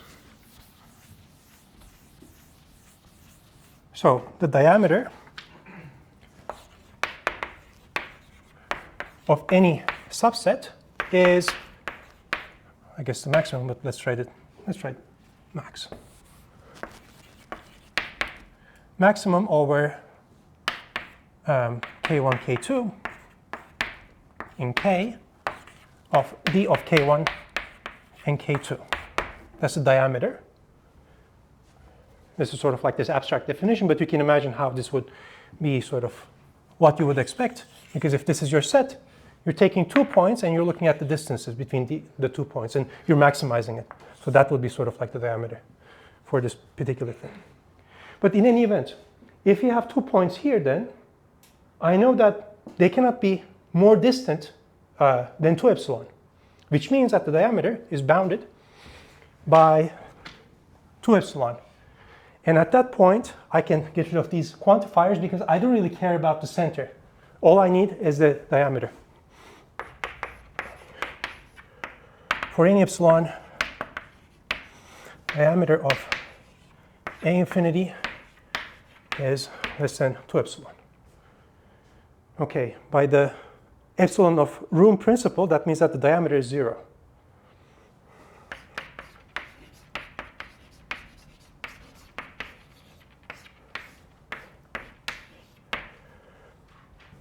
So that means that if you were to take any 2 points in A infinity, their distance must be 0, which means that it can only have 1 point. There's a unique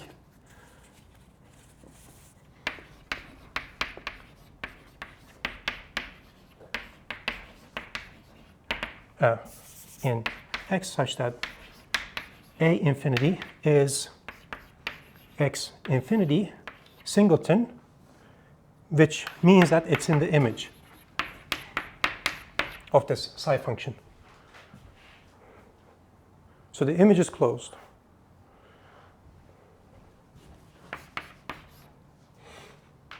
Questions about this?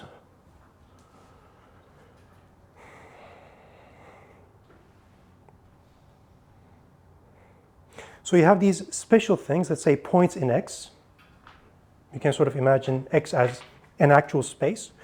And then based on that, you sort of like build this new construction, which is this hyperspace. And this thinking of a point as a singleton really says that if you have this specific thing, you can think of it as part of this more general thing, but not necessarily vice versa. But this is saying that if you're taking limits of specific things inside the general thing, that limit is going to be a specific thing too. It's not going to be this weird construction. Okay. So the image is closed.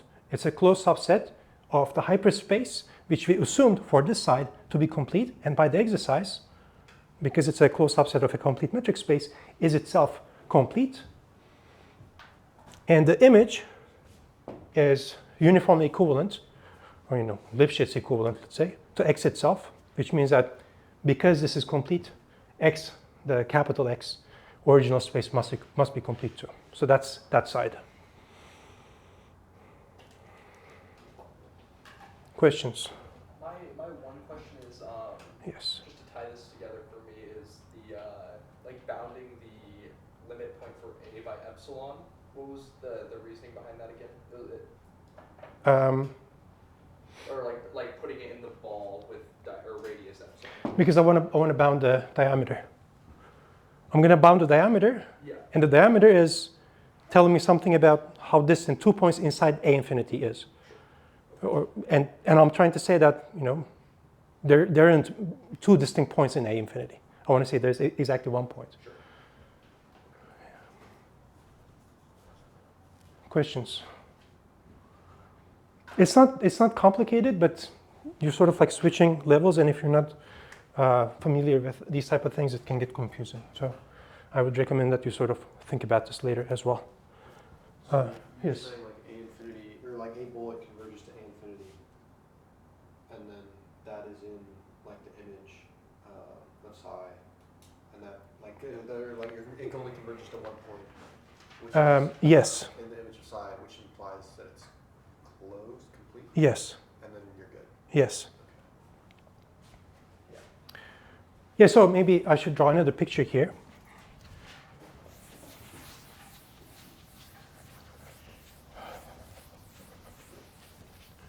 And so you see this goes all the way back to this axiom of a metric, where you assume that the metric is symmetric. So the distance from A to B is the same thing as the distance from B to A, which means that in any metric space whatsoever, let's write it like this.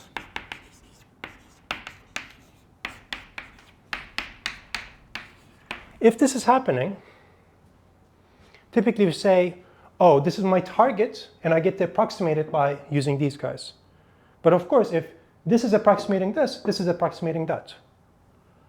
Okay? So one way to think about this is that your xn is moving and so on, and here's your target.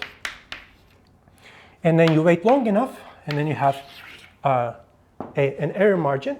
If you wait long enough, you stay inside, and then you sort of keep shrinking. But from a different perspective, I have, okay, so let's think about it like this. So for any epsilon, there's an n. For any n after n,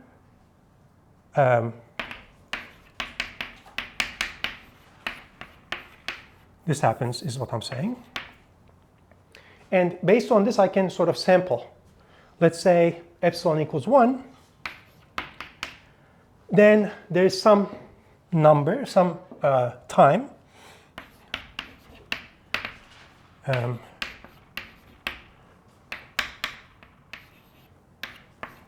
such that x infinity is, let's say, 1 close.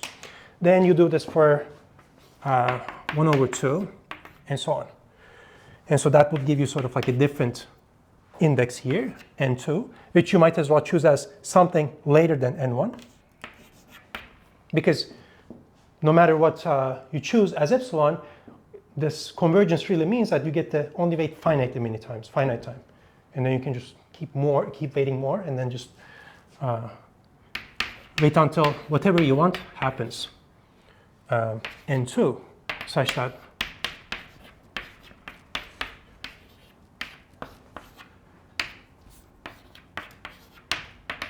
so what does this mean? Let me draw it here. So this is going to be sort of like a schematic. So it is supposed to sort of say something about the syntax, but also geometry, but we'll see. So this is my time. Okay, now that we're doing dynamics a little bit. 1, 2, 3, 4, 5, 6, 7, 8, 9, 10.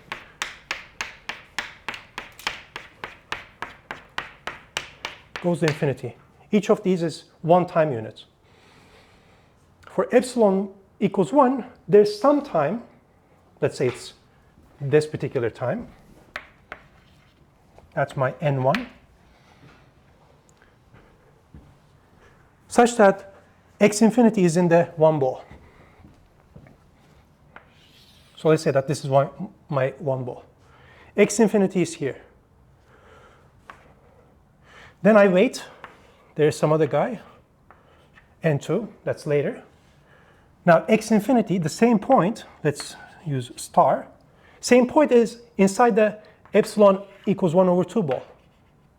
And then I wait a little bit more. Now I have the 1 over 4 ball here. Somehow x infinity is still inside. Okay. Now in this proof, what we did was, instead of having 1 point as a limit, we had a bunch of points. And we could control each one of them, each point in that set, using epsilons.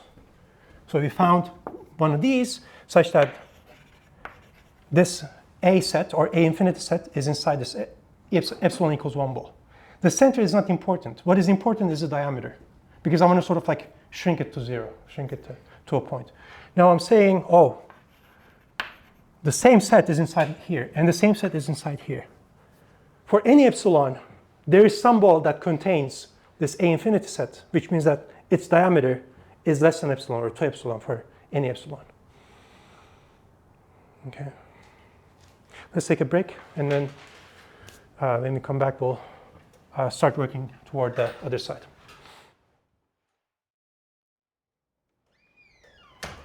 Okay.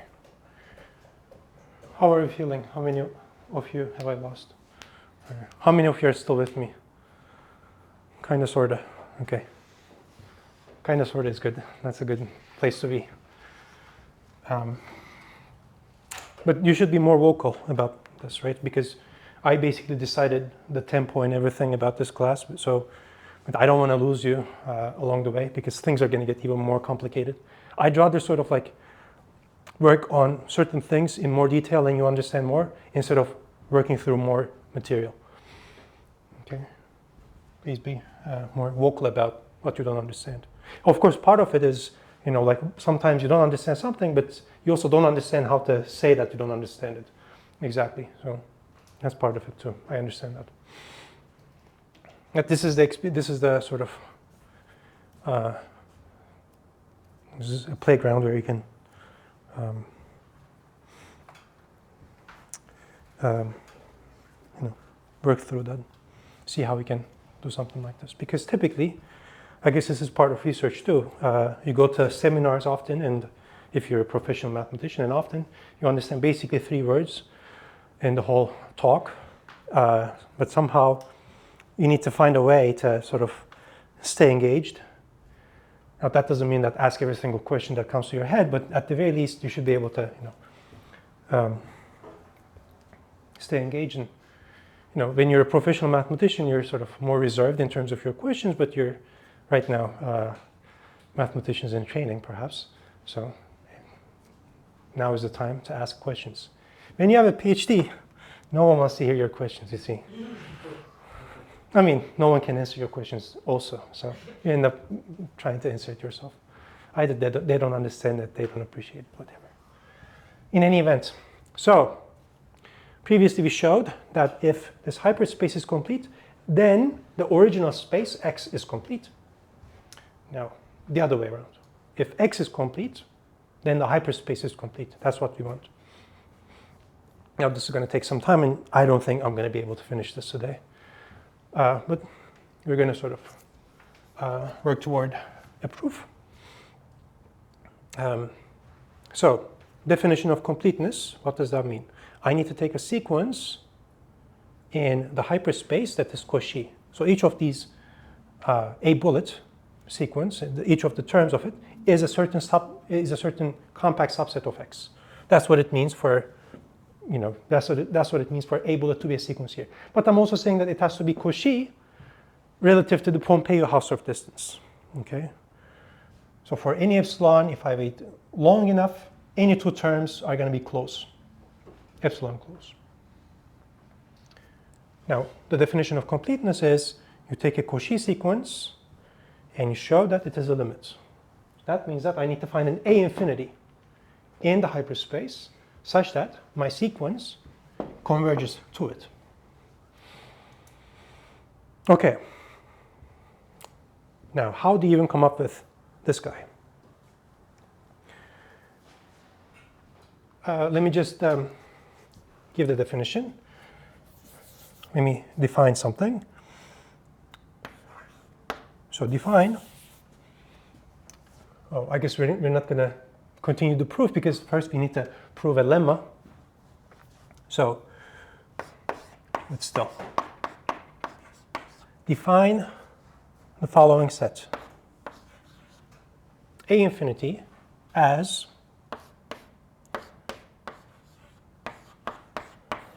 the set of all those x infinities, so points in X, such that there is a sequence in X that converges to x infinity in such a way that each term is in one of these.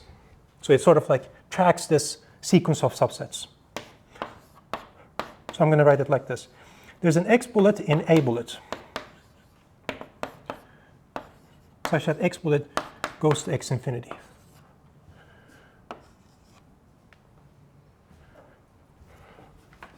So this means that x bullet is a sequence of points, so it's in X, such that x1 is in A1, x2 is in A2, and so on.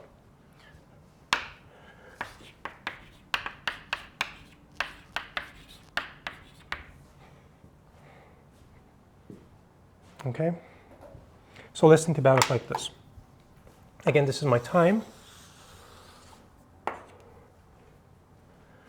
Say 1, 2, 3, 4, 5, 6. Let's just do this many. For each of these times, I have one set, one subset of X.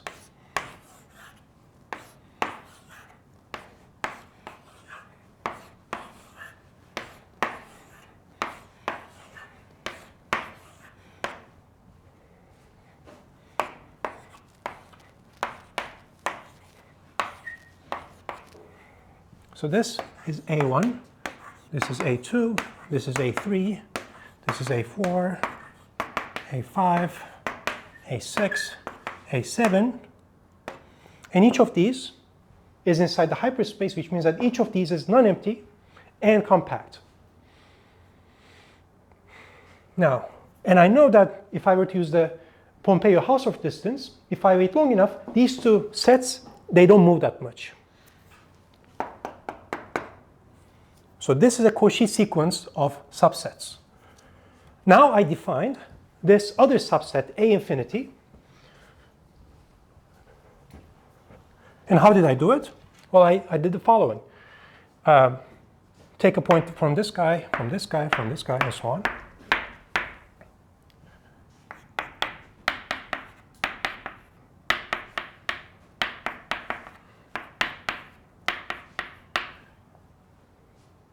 As your A infinity, take all those points such that you can build a sequence like this, sampling one point from each set that converges.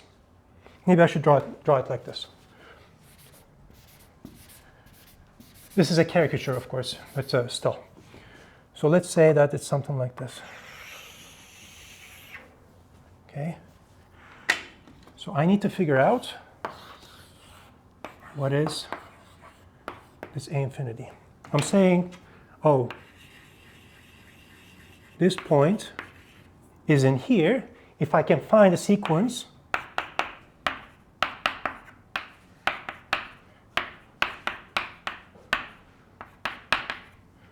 by sampling from each one of these sets, I guess it escaped this one.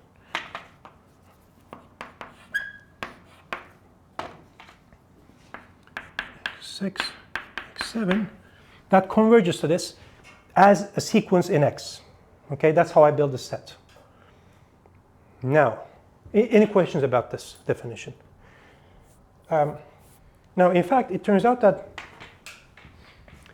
this definition really is coming from a different context or category. It's like you just don't like guess this. It's like if you think about things from a different perspective, this is the natural thing to look at. And in fact, there's a different type of set convergence. It turns out it's called the Painleve-Kuratowski convergence. And it turns out that this set really, which you can define for any sequence of subsets, is what is called the inner Painleve-Kuratowski limit of a sequence. There's an outer limit too, and then there's a bunch of things. Let's not get into that. I think in the notes once I understand this better, I'm gonna write sort of some more detailed notes. But let's just say that this is coming from somewhere, okay? Here's the issue though. So what do I want? I need to show that this sequence of sets converges to this guy. Well, first of all, once you define it like this, it's not even clear that it's here. It's a subset, okay? But in order for A infinity to be in the hyperspace, I need two things. I need that it is nonempty, that's not clear, and I need that it is compact, that's also not clear, okay? So,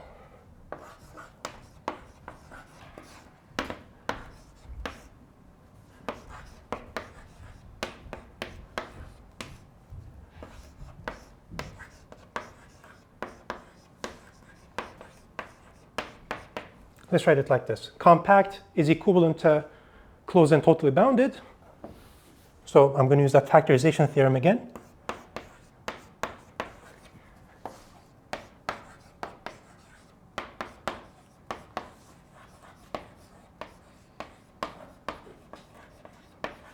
So items 2 and 3 is going to give me that A is compact. Sorry, A infinity is compact. Then items 1 and this is going to give me that A infinity is in the hyperspace.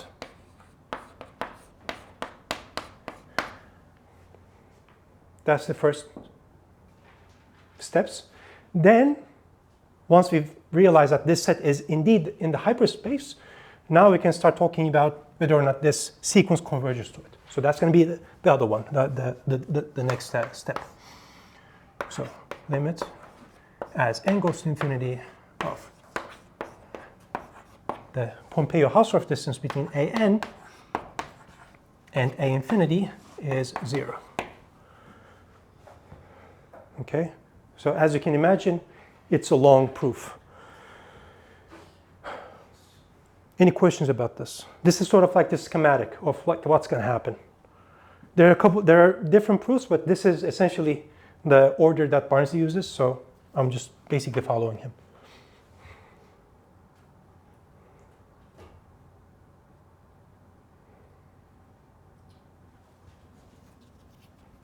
Maybe I should write it here. So from here, we'll get that A infinity is in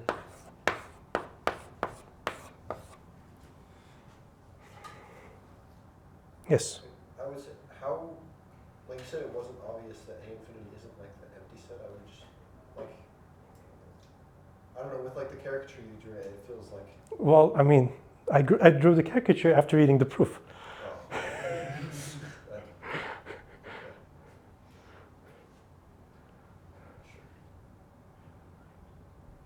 So okay, I think that the thing I'm confused about is this whole goal of what we want is we want A infinity in the hyperspace. Yes. Yet wouldn't by definition it be in the hyperspace off of these things here? I'm confused where the distance thing comes in. I mean, I know we want the limit of these to be Well, approached even before this, reasonably. I defined a set, okay? It's not clear that there is such a point. It's fair. Like, what does that mean? If I have this sequence of sets, could I just sample one point from each one of them to get a sequence in X that converges to something? Maybe I can't do it. Okay, I see what you mean by that and where the issue comes. So that's first step. Then we're going to take a sequence here once we verify that it's non-empty. So it has a bunch of limits. So we're going to take a sequence that are, so each point here is going to be a limit like this. And we're going to take a sequence of those that converges to some point, and we want to say that, where that converges is inside this A infinity too. So if I take a converging sequence of limits of converging sequences that I obtained by sampling a bullet sequence, is that limit to the limit of some sequence that I would get by sampling these things. We're going to get to that later. I mean, the reason why we have all this like formal linguistic stuff is that it makes it easier to keep track of what is happening. But yeah. Then we're going to say, it is also totally bounded, and then by that factorization theorem, we're going to have that it is compact. If a subset is non-empty and compact, that means that it's an element in the hyperspace. So then it'll be reasonable to talk about this. It turns out that actually it's not that important, but for our, because there are other hyperspaces that one could use, but we're not going to use other hyperspaces, so we need to work a little bit more. Okay, any other questions? So this is what's going to happen. I guess I'm going to be spending probably next class proving this, but let me first state a lemma that we're going to use. And this is called the extension lemma.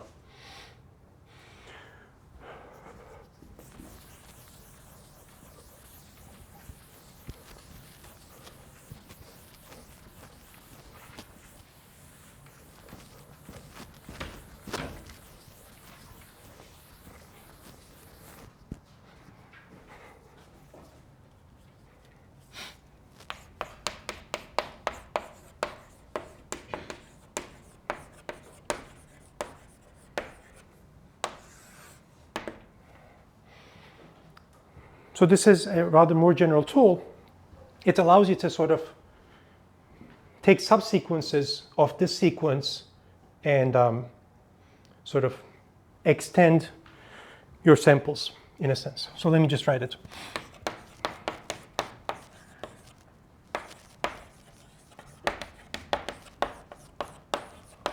Taking an arbitrary metric space, I'm not assuming that it is complete, okay? And I'm taking a sequence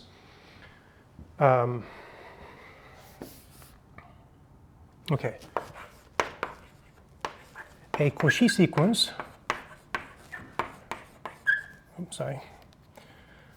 sequence in hyperspace. Let me take a subsequence of a bullet. It's a sequence after all. I can take a subsequence of it.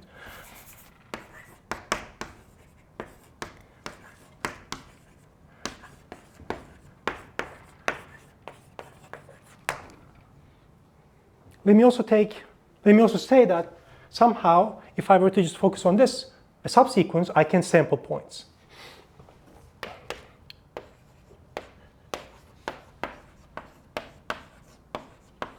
be a Cauchy sequence I.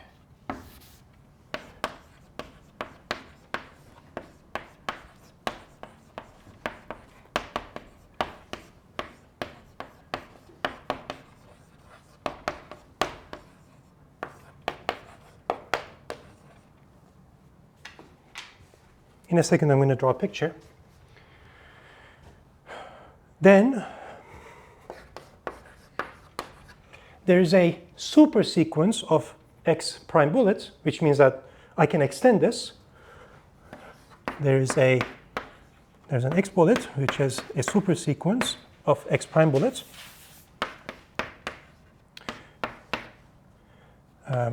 X bullet is an A bullet, and X bullet is Cauchy. Let's draw pictures. I'm basically going to draw this same picture, but I'm not going to look at the limit for now.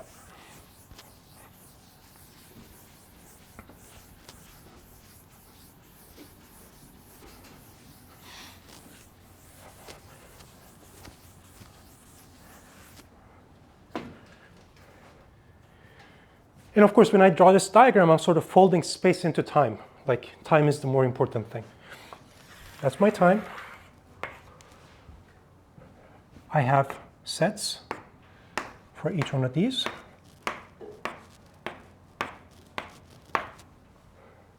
That's A1,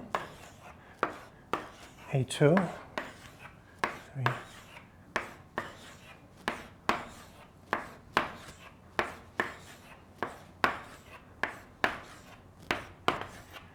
A great way of understanding arguments like this is to actually write everything down explicitly, use indices and so on, because things get more and more abstract eventually. A1, A2, A3, A4, 5, 6, 7, A8, A9, A10, A11. Keeps going. So what does the statement say? Let's say that this is a sequence of subsets. It is Cauchy relative to the Pompeiu-Hausdorff distance. Now I have a subsequence of this. So I have some sampling going on.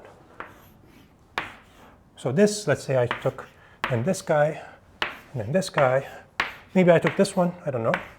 Then I took this one. So this would be A1 prime. This would be A2 prime, A3 prime. It's the same set, okay? I'm just changing the index. I just like fast forward things in a sense. And this is A5 prime. And the other ones I discard. Now the statement says this. If I can sample using yellow sets, the subsequence sets,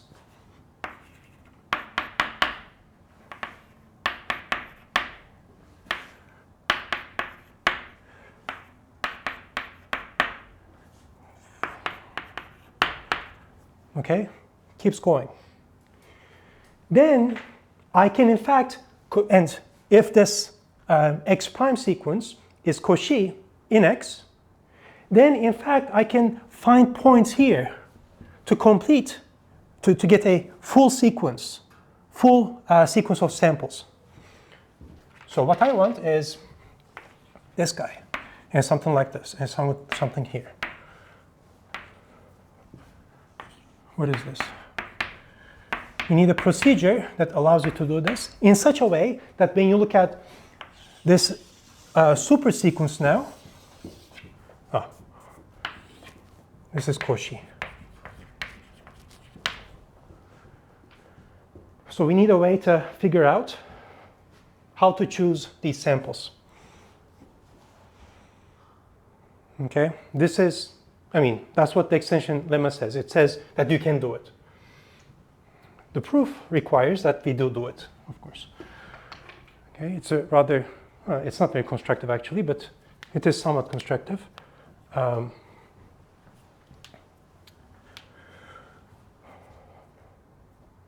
Any questions about this? Do I have time? Let's not push it. Okay. I think that's going to be it for this week. Next week we have a lot to cover. So proof of this, proof of the converse of the completeness theorem, and then we're going to start talking about iterative function systems and other things. We're going to start sort of applying these ideas to more dynamical and fractally contexts. Thank you.